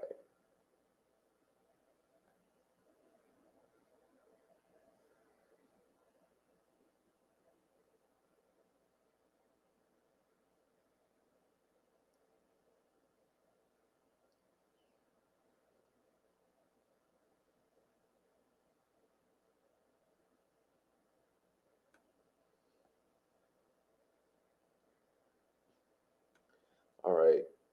Radar says, I swear it's so stupid, or they think that we are so stupid. Yeah, they thought they would get away with it, is what happened, I believe. They thought that they would get away with all this fucketry.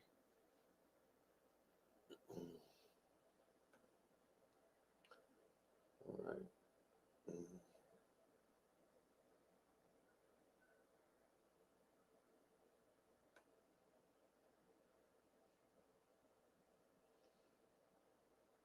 All right. Trying to catch back up. I'm sorry if I'm skipping you. Uh, I really hate it, but trying to catch back up with so much chat to catch up to so I can be in real time with you.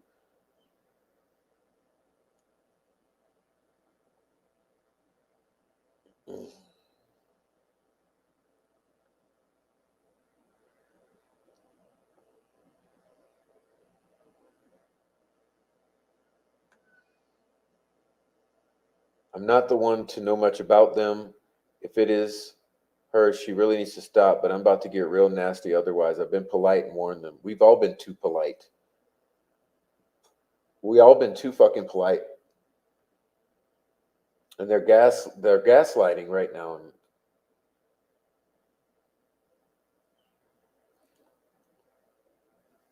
please hit the like, please hit the like, please subscribe to backup channel, guys. Please appreciate that.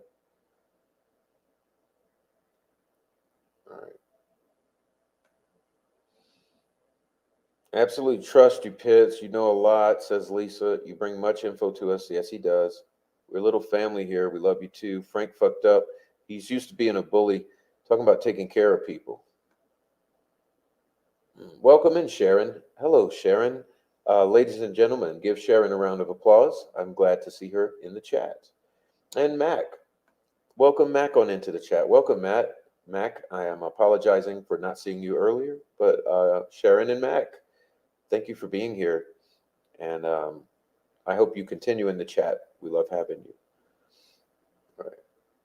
I love this chat. We can ask each other stuff and can confirm or deny or say we don't know. Yes, because we don't allege anything here as fact unless we know it to be fact. So it's a workhouse. This is a working group. I've told since day one, since before I started YouTube when I was exclusively on Discord, I told my group back then that we were a working group. Okay. I learned so much because of my working group in Discord before I even stepped foot on Facebook. And so this is just an extension of that concept. We are a working group. This is why I love talking to you all on the phone, through emails, through text messages, through chat here. Uh, we've done a lot of work. You should all be proud. Okay. I know some questionable individuals in Carmel, says Louise. Yes, so do I. Didn't someone receive a heart transplant that has injected themselves into the Delphi case? Or a son of that transplant patient? Bowmeister. Yeah, Fox Hollow Farms? Fox Hollow Farms. I mean, I just don't buy it, okay? I'll tell you what it is, Frenchie. The gay predator theory, okay? I get it. I get it. I do get it, okay? I get it, and it could be true with some of them. But my feeling is that that trail right abutting his property, I mean, there's even like a little footpath where you can go right onto his property, or he can come right onto the trail.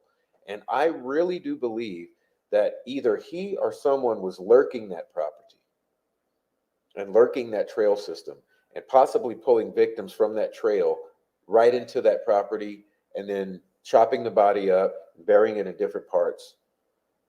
It's many, many, many, many parts of many bodies found. It's my opinion. Yeah, Save a Lot founder, or if it not Save a Lot, it saves something. But a little local grocery chain, he had some money, but I think there's something more to the Fox Hollow Farms murders because of the trail would be a great place to lurk and pull victims from. With all this information, 136 pages, even if there was, I still think these guys are definitely guilty. Whether it seems like somehow they're informed. It just seems like somehow they are, I mean, not informed, involved. It seems like there's some involvement in some way, or even if it's just by mere means of knowledge. The hills have eyes. What's with the Indiana farm murders trope?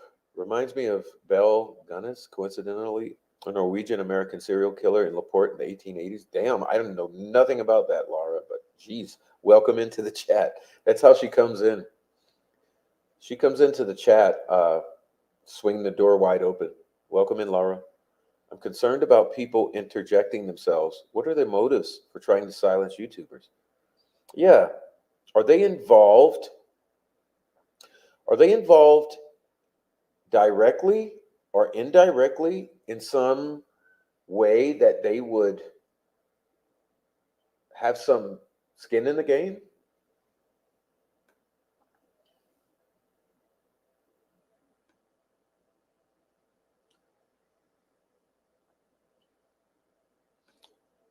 Remember, stay crazy, not oblivious or ignorant. I'm out. Catch you next time. Great chat. Palladino is one of the Buffalo cooks and providers. Boom. That's a way to leave. You see, he leaves with a bang. Good night, Four Pits. Damn, that's a way to leave. I'll leave that up for a minute. Let people let that one sink in. So what's the connection to Palladino? Is there a connection from Palladino to Holder?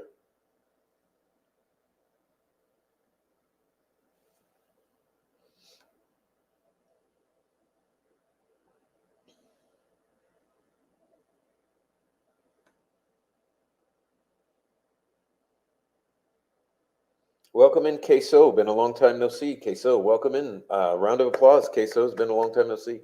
If Richard Allen was arrested because he said he was at the bridge that day, then why weren't other people arrested that said they were there and known to be there? Yeah, why hasn't everyone? Why hasn't everyone been arrested who was there that day and questioned intensely?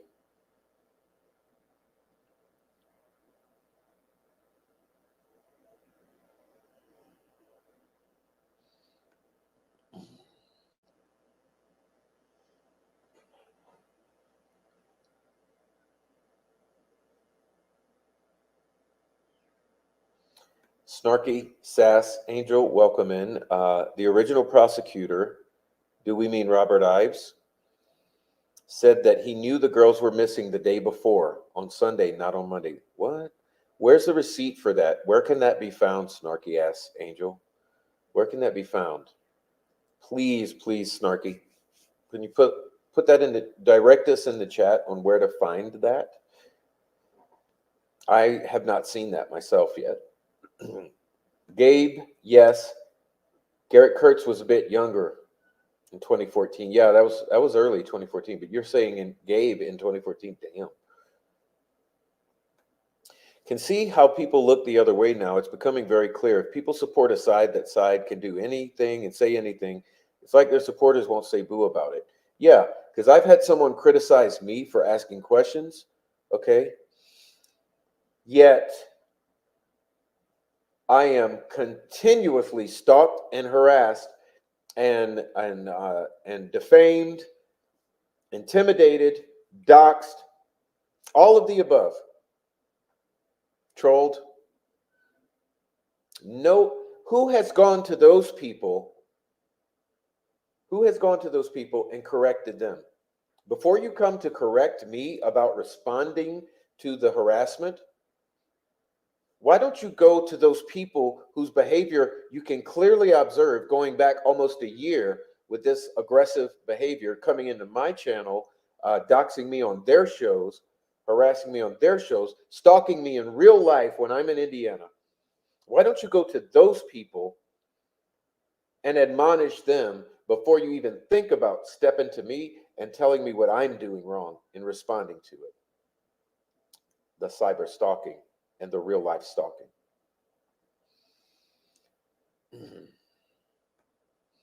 Welcome in, Professor Pug. It has been a long time since I've seen you too. I'm so glad to see you. Thanks for coming back, Professor Pug. We miss you. All right. Toby, Garth, and Derek had dealing relations, and Ashley, but not sure about Garrett Kurtz.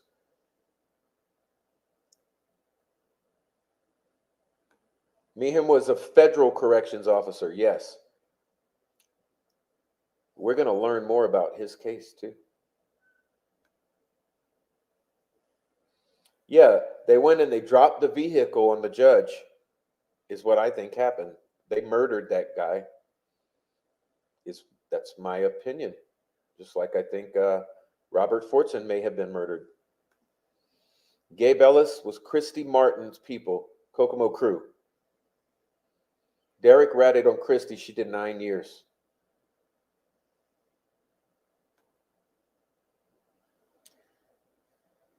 See, Louise, I don't think it's that they've messed up every step of the way. I think it's that they've covered up every step of the way. See, that's where the change of mind is coming. It starts off with, oh, they're messing up. Oh, they've messed up a lot. Oh, Tobe is messed up. You start that way during your journey.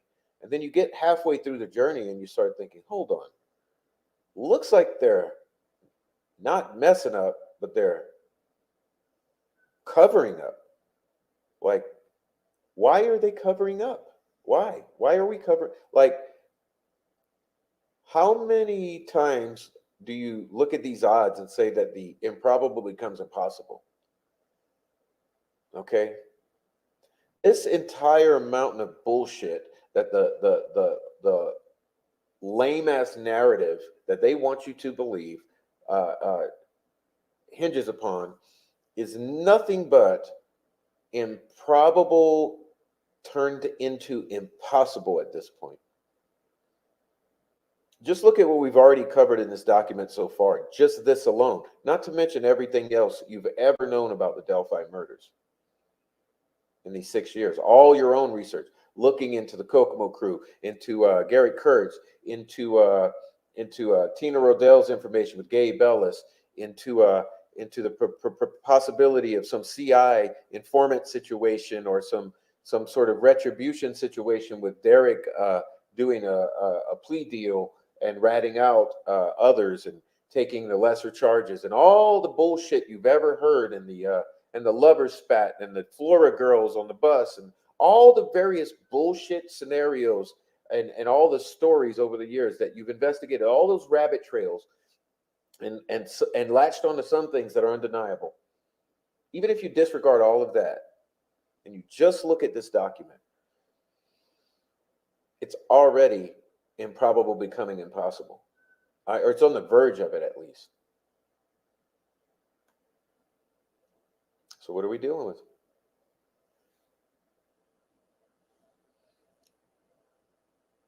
I don't think it's mistakes. I think it's cover up.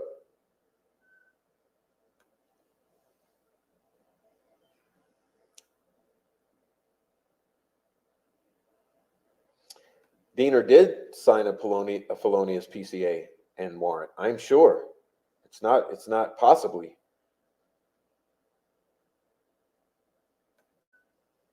Diener knows the Odinist Freemasons were orchestrating the whole thing, and yeah, yeah, you know, Brad Holder Freemason, Nick McClellan Freemason. I mean,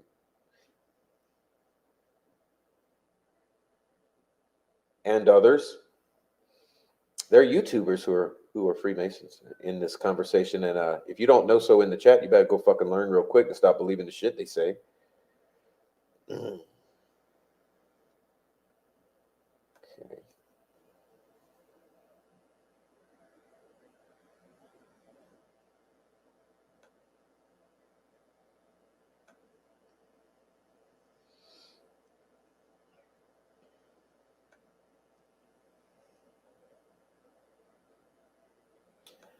Snarky says, so I have pieced this case together and finally made a complete picture today. It makes sense, but sad.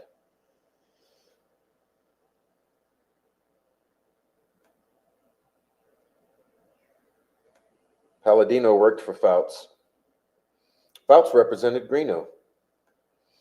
I don't live far from where Fox Hollow Farms happened. I believe he had thrift stores. Yes, I forget what they were called. Save a lot, save, oh, whatever.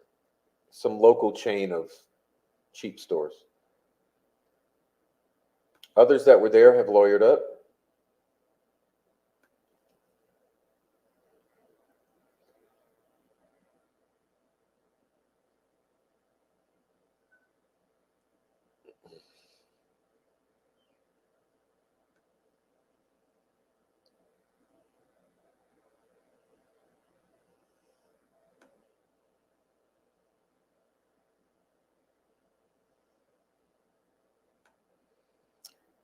Reddish brown hair on the real bridge guy. Yeah, remember that?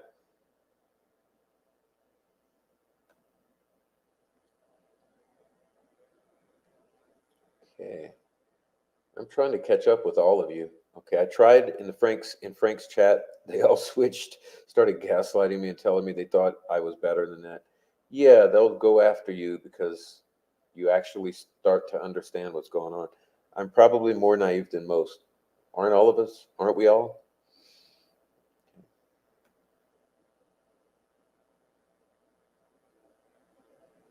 Yeah, I believe so too, Radar. I think that's exactly what happened. They went there. Okay, they went there and they bullshitted to try to find something to get this actual search warrant. So they asked for permission and said, "Hey, we heard this and that. Can we check?" And as they started checking, they found something where maybe the gun, and they say, "Oh, well now we got enough. He has a 40 caliber weapon." Hey, have I caught up? I believe I may have caught up with the chat.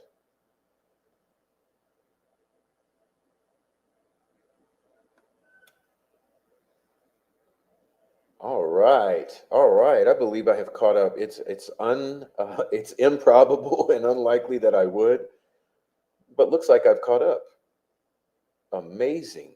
Okay, so I can relax now. So here we go. Although several property owners around Highbridge have lawyered up too, I believe. Ellie or someone reported has been on. Not sure, Radar, but there's a big effort right now among these troll gang motherfuckers to implicate Brad Weber, obviously. If you've been hanging around the various channels, I think it's pretty obvious who's trying to push that narrative. Uh, so I could see him lawyering up, and everybody should fucking lawyer up at this point.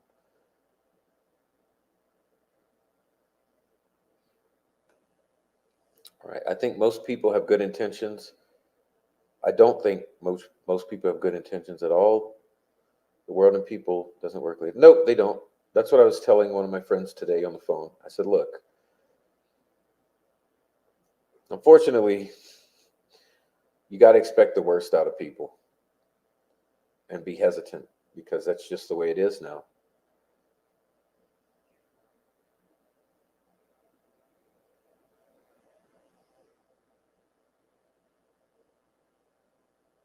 Yeah, radar, because at first they asked for permission to search. Would crime scene techs use metal detectors around the area where the girls were found? Yes. If so, shouldn't they have found the bullet quickly? Yes. We were speaking of that yesterday about the grid search, metal detectors, lost handcuffs, maybe lost keys. I think someone dropped something and didn't realize it till they had left and then freaked out and said, "Oh shit, my keys or my handcuffs or whatever I dropped." And so they went back and they made sure to go find it.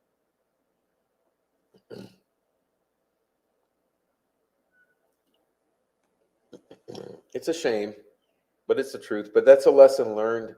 You know, as you go through life and you get beat up more and more, you eventually learn that lesson that you just can't even trust your own family. So how in the hell can you trust a stranger? You take everything on a case by case basis, and you know, you look for certain things that show you who they are.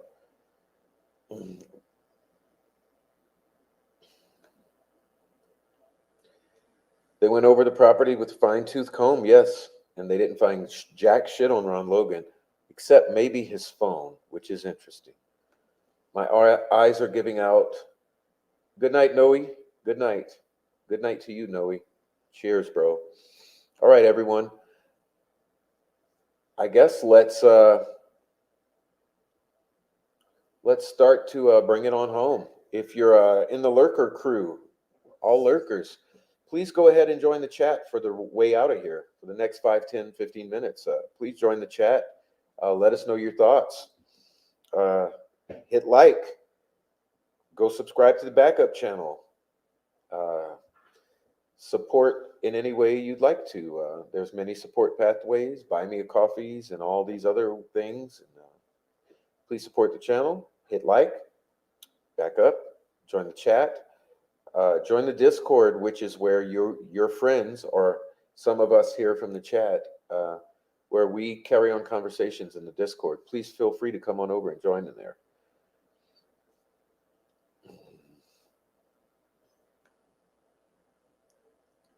Megan, we are live. Yes, we are live. When you see a premiere, it's not a live. So if you see a live, it says live. If you see premiere, it says premiere. Typically, what I do with these lives, the next day or the following couple days, I will post the live onto the backup channel. Okay, so often what I'll do is I'll post a live to the backup channel a couple days later. And, you know, anyone who missed it can join it then, and there will be a live chat as well. So it's a good time to do a live chat if you missed the first live chat. But yeah, thank you for asking. But you've joined just in time for it to be over. Exactly.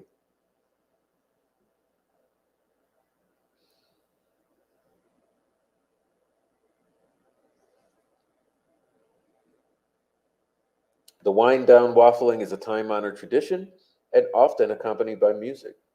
Yes, indeed, Laura. How much does Gull know? Who the fuck knows? But in my opinion, at this time, I think she's pretty bold. She's taken very, very, very bold actions that are questionable. And to me, it reduces my confidence in her. And I start to think bad things. Like, is she colluding with the prosecution and law enforcement in this corruption? There's the appearance of that. Remember what we were discussing in some of the other documentation, that it gives the appearance of bias. There is an absolute appearance of bias that Judge Gull has now established, and that is not good. It's not a good thing. I mean, do I know what she knows? No. Do I know what she does and what her motivations are? No. Do I know if she's corrupt or not? No. But I know this, it's not too good that she's appearing to be so unhingedly biased.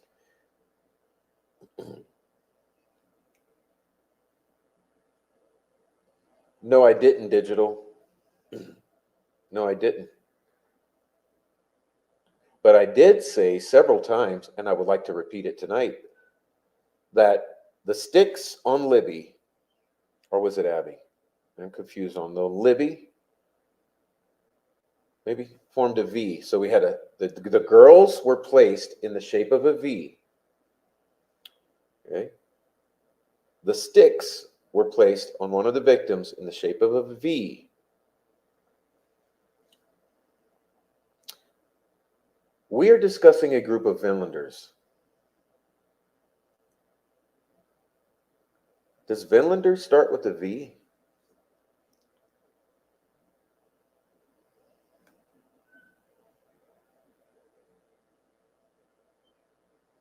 Oh, you need the full copy. Yes, 136 pages.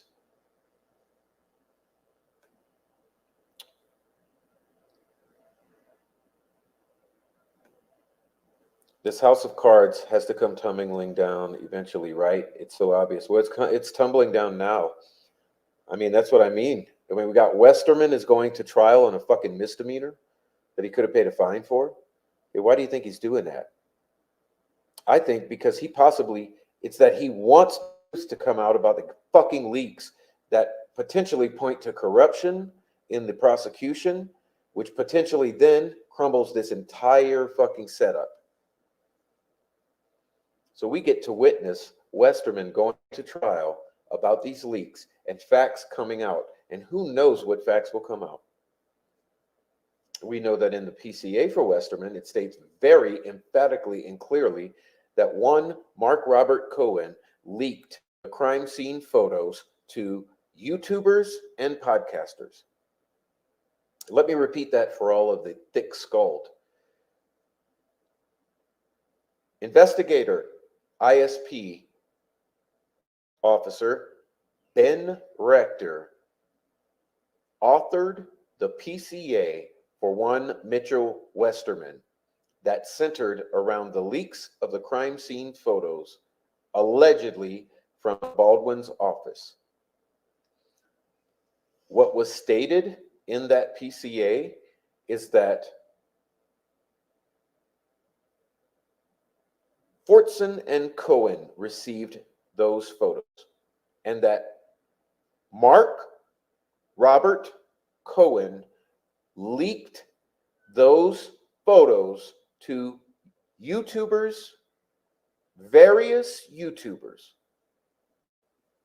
Does that sound like one YouTuber? Various YouTubers and podcasters.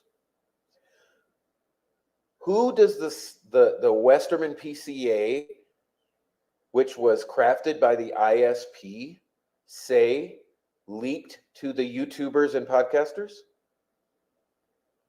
One, Mark Robert Cohen.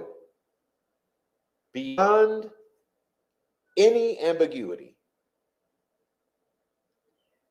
Well, all the YouTubers are lying and podcasters.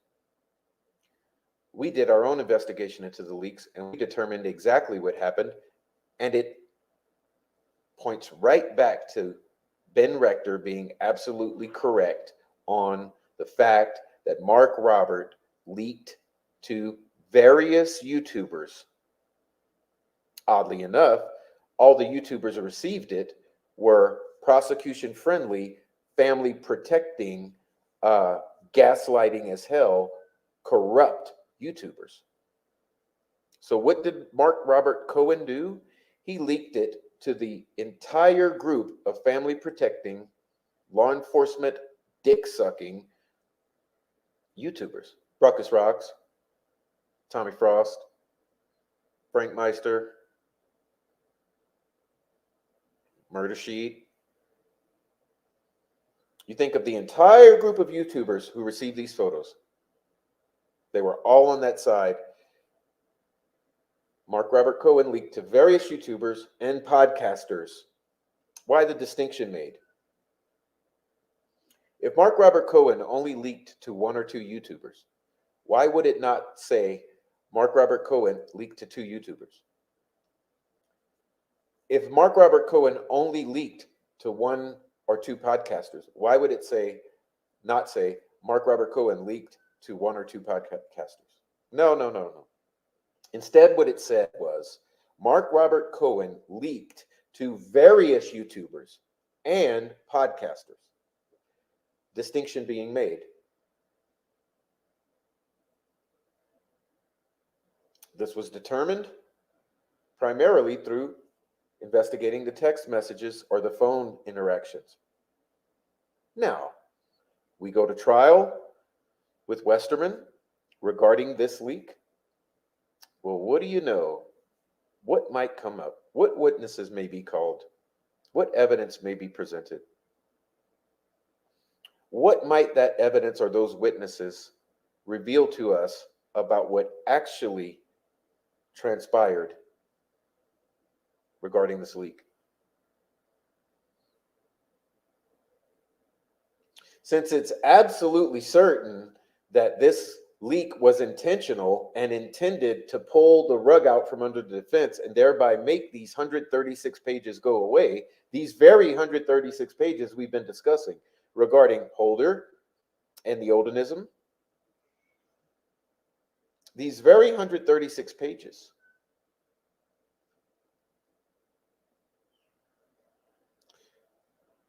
this leak was the cause of that occurring, okay? Now, they tried to make you believe it was Westerman's accord. He did it on his own accord for his own selfish reasons. And it was a small thing. He gave it to one person, this, blah, blah, blah, and it all got diluted. No, no, no, no, no. What it appears is he was caused to go in there to sabotage the defense, then leak it to others. And we know what happened is Mark Robert Cohen took it and leaked it to all of the prosecution-friendly cover-up based YouTubers. So, hey, what do we know? I was not involved in the leaks. I know nothing about the leaks. Mark Cohen knows about what happened and why he did it. And whoever else is called as a witness in Westerman's trial will know about it. Whatever other forensics digitally will be produced will reveal about it. Oh, we're going to know a lot of fucking shit about those leaks come Westerman's trial later this year.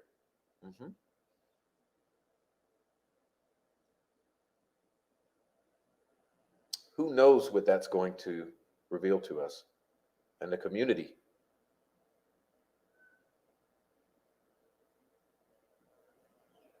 This community is broken. It is. It's split down the middle, okay? And I ask you to engage upon a moment of self-reflection and many moments of self-reflection. And I'd like you to think about this community and think about why it's broken.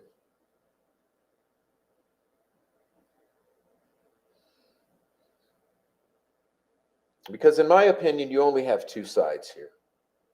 You have one side that is fiercely protective of the prosecution and the family,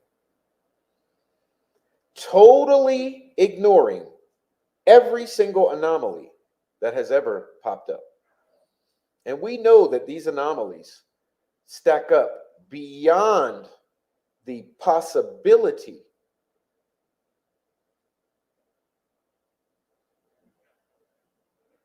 of coincidence. All the things you've observed over these years, you know that there's something more here. Yet, those who are fiercely protective of the family and of law enforcement and prosecution, they will turn a blind eye to all of that so that they can point at those who observe what is there and say, you don't see that. Stop talking about the family. Go away. You're this, you're that. I'm going to dox you. I'm going to shame you. I'm going to strike your channels. I'm going to take you down. I'm going to troll you. I'm going to do anything in my power to shut you up because you cannot speak the speech that you are speaking. You cannot ask questions about the family. You cannot ask questions about law enforcement. You cannot ask questions about the prosecutor and the conflicts that arise with him. You cannot question this judge.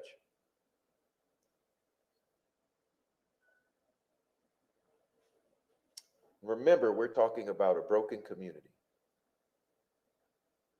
Now, I want to ask you, is this normal? Why the intensity of emotion in this division?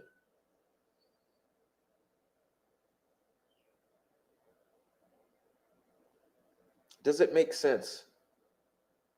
As you reflect upon this division, ask yourself, does this make sense? That there would be such animosity, gaslighting, hate, shaming over speech that is reflecting upon all the anomalies observed over 6 years?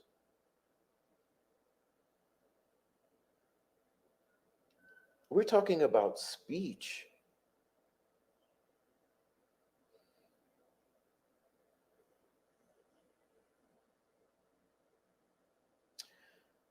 For the casual viewer, it's too complex to understand. They don't know the relationships. They don't know the politics.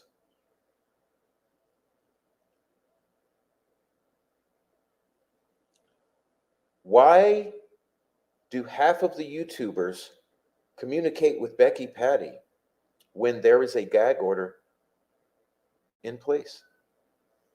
Why are those the very same YouTubers who are shaming, doxing, harassing, intimidating, threatening, trolling, striking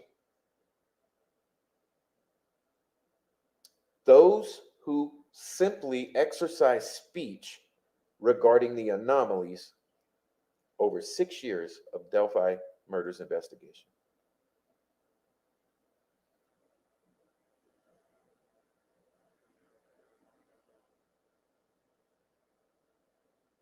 Why have these YouTubers not been questioned? Why is the defense of Richard Allen not questioning the YouTubers who are speaking with the family in violating the terms of the gag order? Remember that the gag order states that not only can you not directly communicate with these people, you cannot indirectly or through a third party communicate with them people. So this family should not even be talking to one other person who will then who will be the intermediary and come to me to share with me. It's not even that Becky Patty can't speak to me. Becky Patty can't send someone to speak to me. Why is that not being taken up by the defense right now and saying, let's talk about this gag order? Let's put together some puzzle pieces. Why is it those very creators, the ones at all-out war with anyone who wants to exercise their free speech regarding the anomalies and the suspicions in the Delphi murder investigation? And they do it with nothing but projection and gaslighting.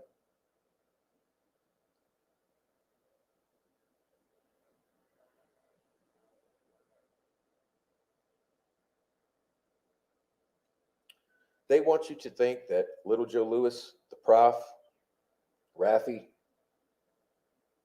the Unraveling, Mao Zedong are the most evil fucking people on earth. The most unhinged lunatic creators and commentators on the Delphi murders, they want you to think, or this is this group of my friends. Yet you don't see us going into their platforms. You don't see us building channels strictly revolving around trolling content. You don't see organized gang stalking on the internet.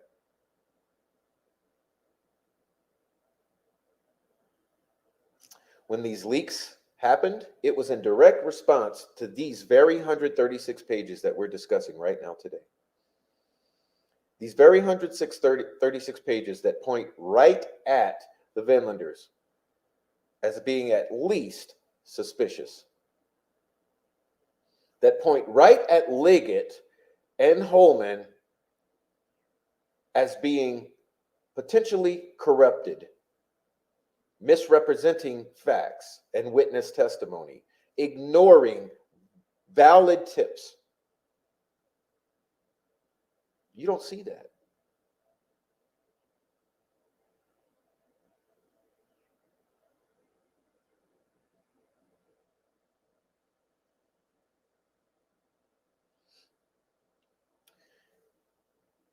This leak was intended to destroy this valuable piece of information.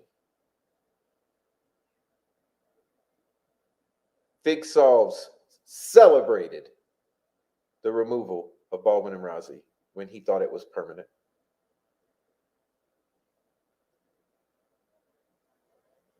What would there be to celebrate about that?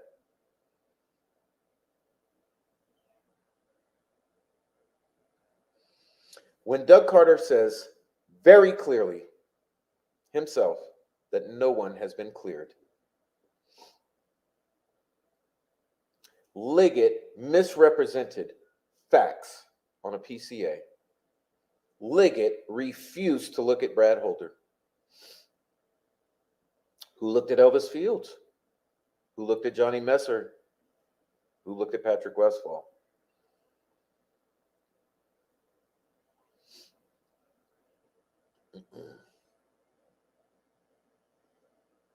But you've got Sleuth Intuition and the others, the whole gang, regular contact with Becky Patty, at total warfare with the handful of creators who ask very simple questions about obvious anomalies. Their scheme to destroy these 136 pages did not work. And like I said early on in the show tonight, we've been at the vanguard of this change in the cognitive dissonance among the general public. Because it is extremely complex. It's hard to understand. It's nothing you would ever think. This is very difficult.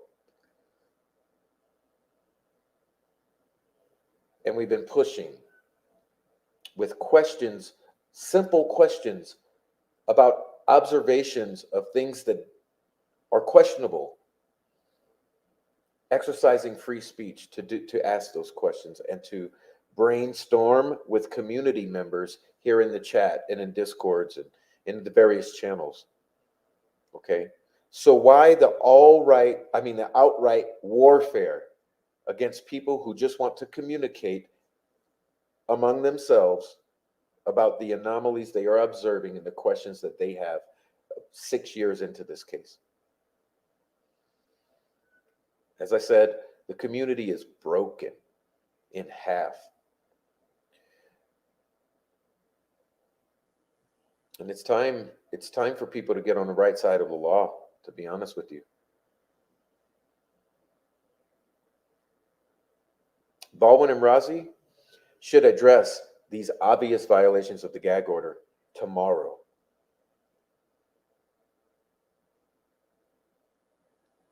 Westerman's trial will address what actually transpired in trying to destroy these 136 pages.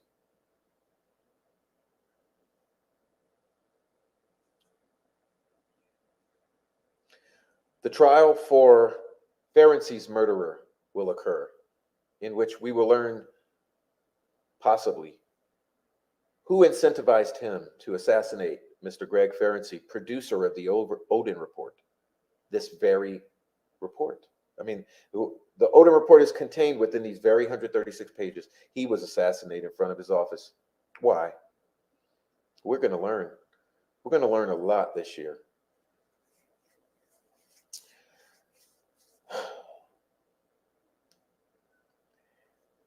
I suppose this was a monologue. I didn't intend it, but I hope it was good. At least it was cathartic for me. I'll get into the chat, and then we'll be winding it down. Thank you so much for bearing through that. But there's a lot to think about, and like I said, you go and you give thought to this community. All right.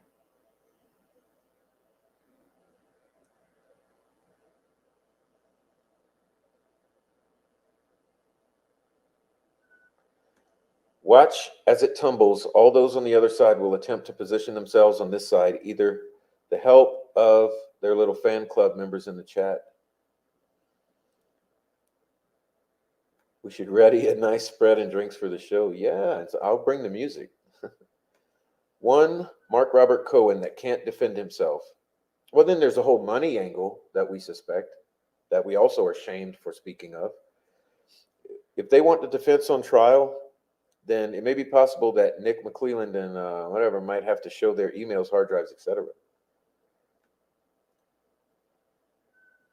End of the year is Westerman's trial, Pam. The defense sent photos to all YouTubers who hate them. Yeah, exactly.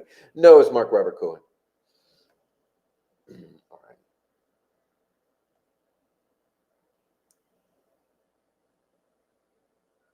Oh, did you mess up? You mean Robert Kyle Fortson? I see. Yeah, poor Robert Kyle Fortson. Blaming the dead guy, sad. Yeah, and you know what Mark Robert Cohen didn't do? He didn't pick up that goddamn phone. He didn't pick up those desperate phone calls and text messages. And he wants your sympathy for that. Westerman wants to take the stand, and Slick Nick can't control that. It's out of his jurisdiction control. Yeah, it's over. Like I've said, Westerman could have been. It could have been a sting. I mean, honestly, Westerman could have gone in there. We don't know. Westerman might be a good guy. We don't know yet what happened with Westerman or how he was incentivized, if he was. Welcome in, Skip. All right, Skip says the key to any successful plan is the ability to control as many variables as possible, which is why they've had so many people doing their bidding on social media all these years and in law enforcement. But it's over. It's really, I've never seen anything like it. Me either. I told someone today, do you think I want to be doing this? It's okay to be split. Yes, that's what I'm saying, Radar. It's okay. Stay in your channels. I stay in mine. I say what I say. You say what you say. No, but they can't do that. They want to harass, bully, intimidate, shame, dox, threaten, slander.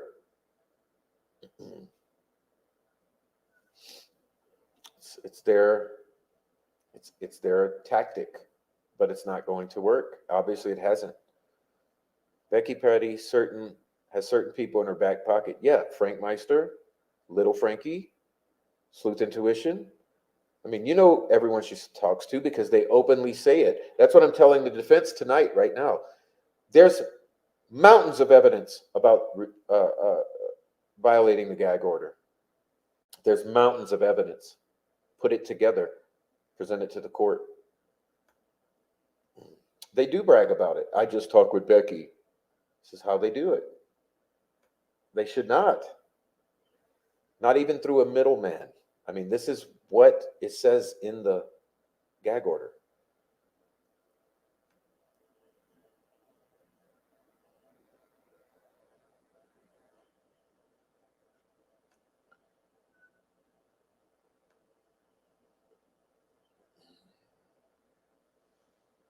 They really hate people like Prof, Joe, and Rafi. In my opinion, the creators you just named are credible to those with common sense or basic understanding of the law.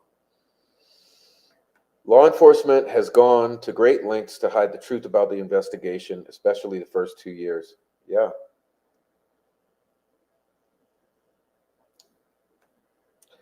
Carter has not cleared anyone, absolutely no one. He said it very emphatically in his October 31st discussion after the press conference. In his interview, he said, no one has been cleared. No one has been cleared. Everyone would be shocked at the amount of law enforcement's plants on social media. Yeah, law enforcement. Now, what about the families? We know that the family, as well as law enforcement, has people on social media.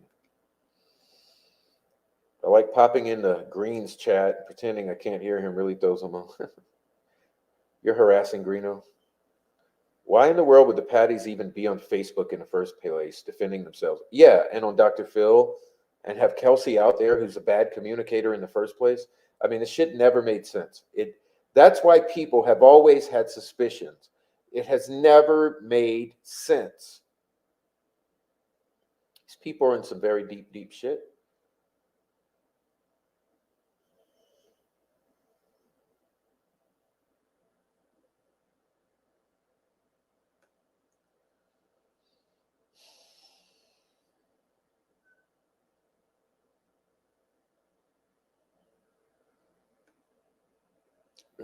Thank you so much, Rebecca. I see your nice comment there.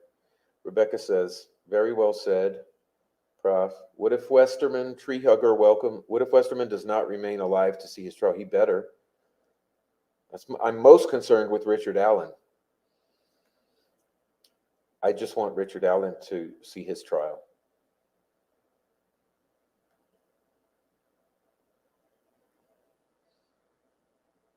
Prof, it's also why they want the most recent leak to be an isolated event. Oh, speaking of which, Joao released a video this morning. The video contained a clip of Marv and Frank, who communicate with Becky Patty. And in this discussion, they were talking about the fact that they had crime scene photos back in January. Now we know that Chris Todd, back in December, and we're talking about January of 2023, so this would have been December of 2022. We know that Chris Todd had some kind of crime scene photos. Okay, we know that in January now, we have Marv and Frank discussing them having it. And we know that according to an anonymous tip that was forwarded to me and also sent to Doug Carter, that was given in November, that both Chris Long and Thomas Frost discussed that they had received from Mark Robert Cohen, who received from law enforcement these crime scene photos back in February of 2023. So we have December, January, February of 2023. I'm sorry. You get the idea. December 2022, December, January, February of 2023. That's a year ago. That's not October. So in December, January, February, a year ago, there was some sort of massive leak from law enforcement, allegedly. Involving Chris Todd. Mark Robert Cohen is the one who I believe sent it to Chris Todd. Okay, so that means it comes back to Mark Robert Cohen. Mark Robert Cohen is allegedly the one who gave it to Chris Long and Thomas Frost, who relayed to a source that it came directly from law enforcement. There was also discussion about a video of the floor of the 4 dead girls from Florida laid out on the firehouse floor on video.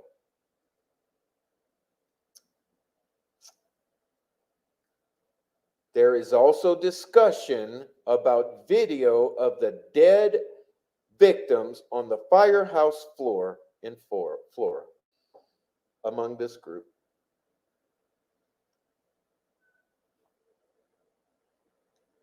Allegedly possessed by Chris Long.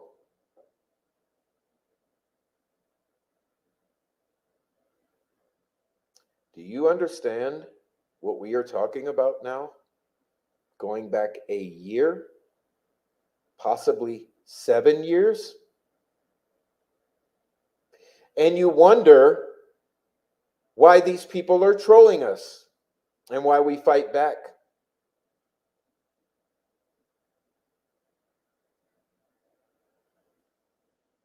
Remember, I'll repeat it for the 5th time. I said when I stepped onto this YouTube platform, I had 0 friends, 0 allegiances. I came on as a solo operation with one thing in mind, discussing what I believed that I knew in good faith with confidence about the Delphi murder investigation.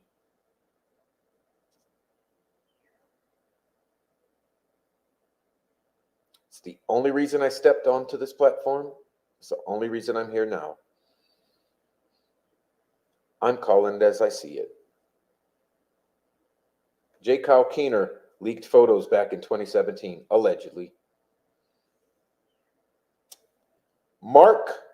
Robert Cohen told me in 2022 that he had crime scene photos with the intent to leak, and his source was a disgruntled employee of Carroll County.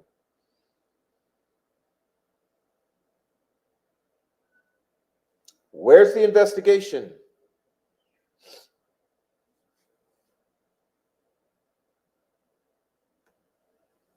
Where's the investigation into the video of the 4 baby girls who passed away in the suspicious and also possibly related Florida fire in 2016, November 21st, laid out on the firehouse floor that allegedly Christopher Winston Long, son of police commissioner of Carmel, Indiana, owns? Where's that investigation?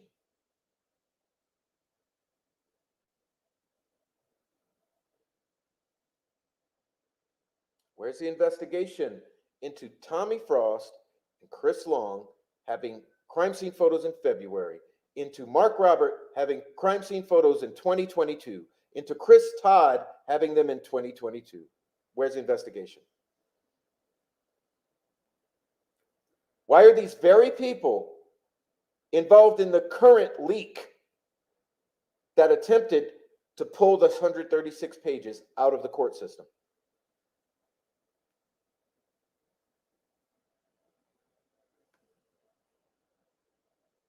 It's probably why I received threats prior to going on criminality, says Skip.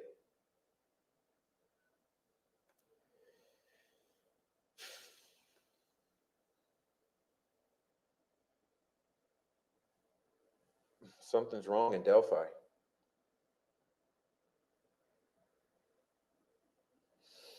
Is it really the people asking questions about the obvious anomalies, both from the family and law enforcement and the prosecutor and the mayor?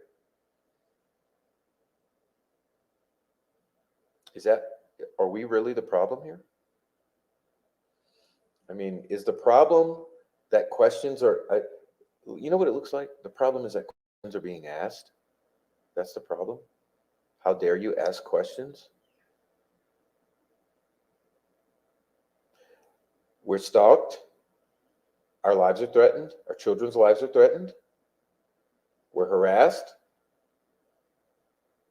doxxed, intimidated. Because we're asking questions.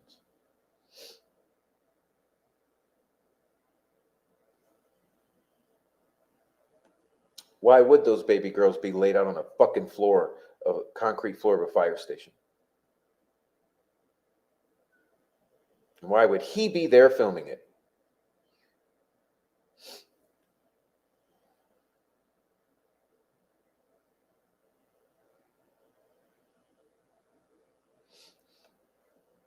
Guys, it's a lot of passion here because it's an insane and intense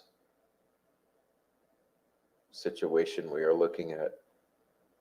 It's complex. How many people could be involved in this? Social media has been used since day one.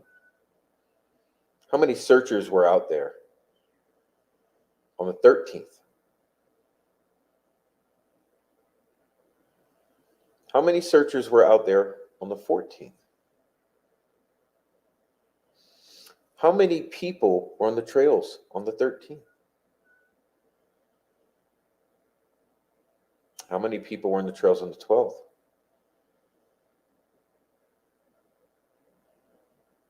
How many people were at Ron Logan's that weekend?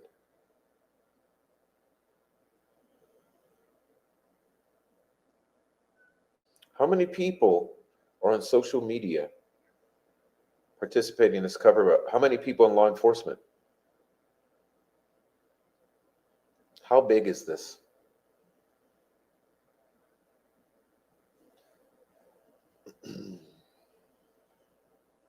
Like you, I don't know. But I can tell you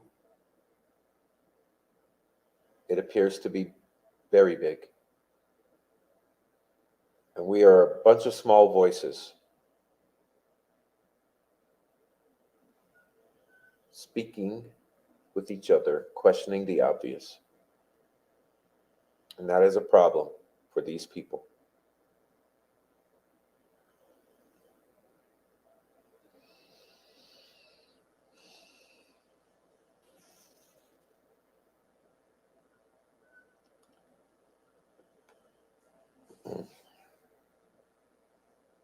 Were the girls ever on that high bridge? Were they ever there on the 13th?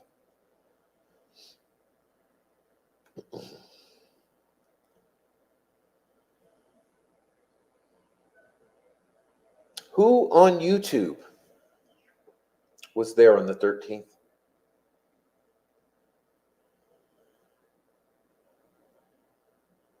Who on YouTube was there on the 14th?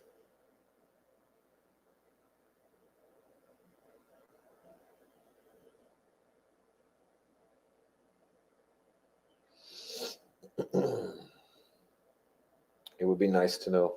And one day we will. And like has been insinuated before, we will be shocked.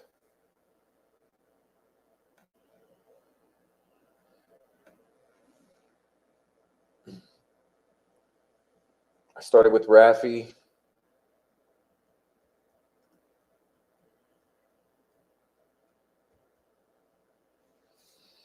He literally recommended Joe and Prof. Really glad he did. I've not seen more truth and integrity and humble honesty from other creators on a consistent basis.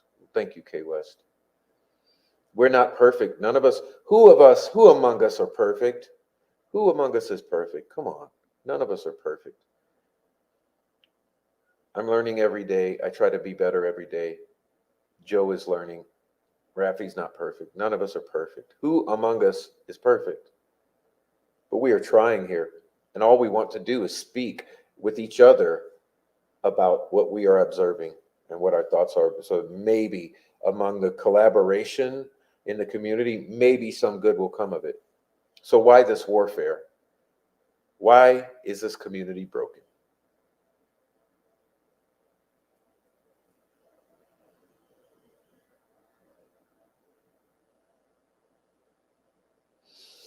I love you guys. Look, there's a lot to this.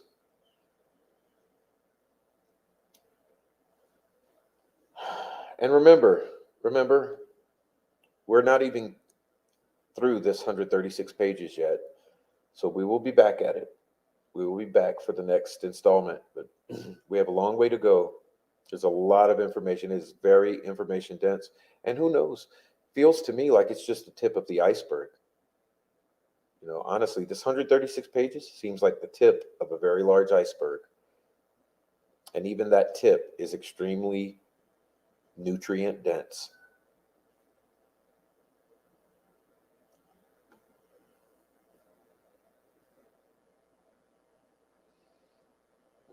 There's no way they weren't found on the 13th. Even Eric Williams, who says that they were killed at a meth lab involving a CI and the corrupt police. Even he says they would have been found on the 13th. Everyone knows those girls would have been found.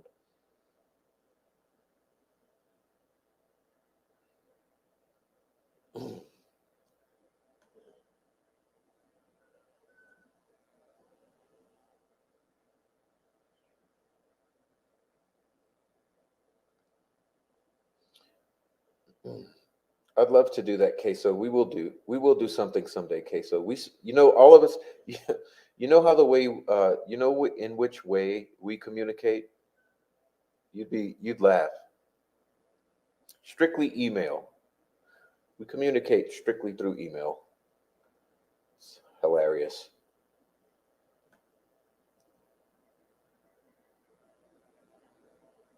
All right, guys. So I'm out of here. Thank you so much. This has been a very, very, very long show, but thank you so much for sticking around and taking it in.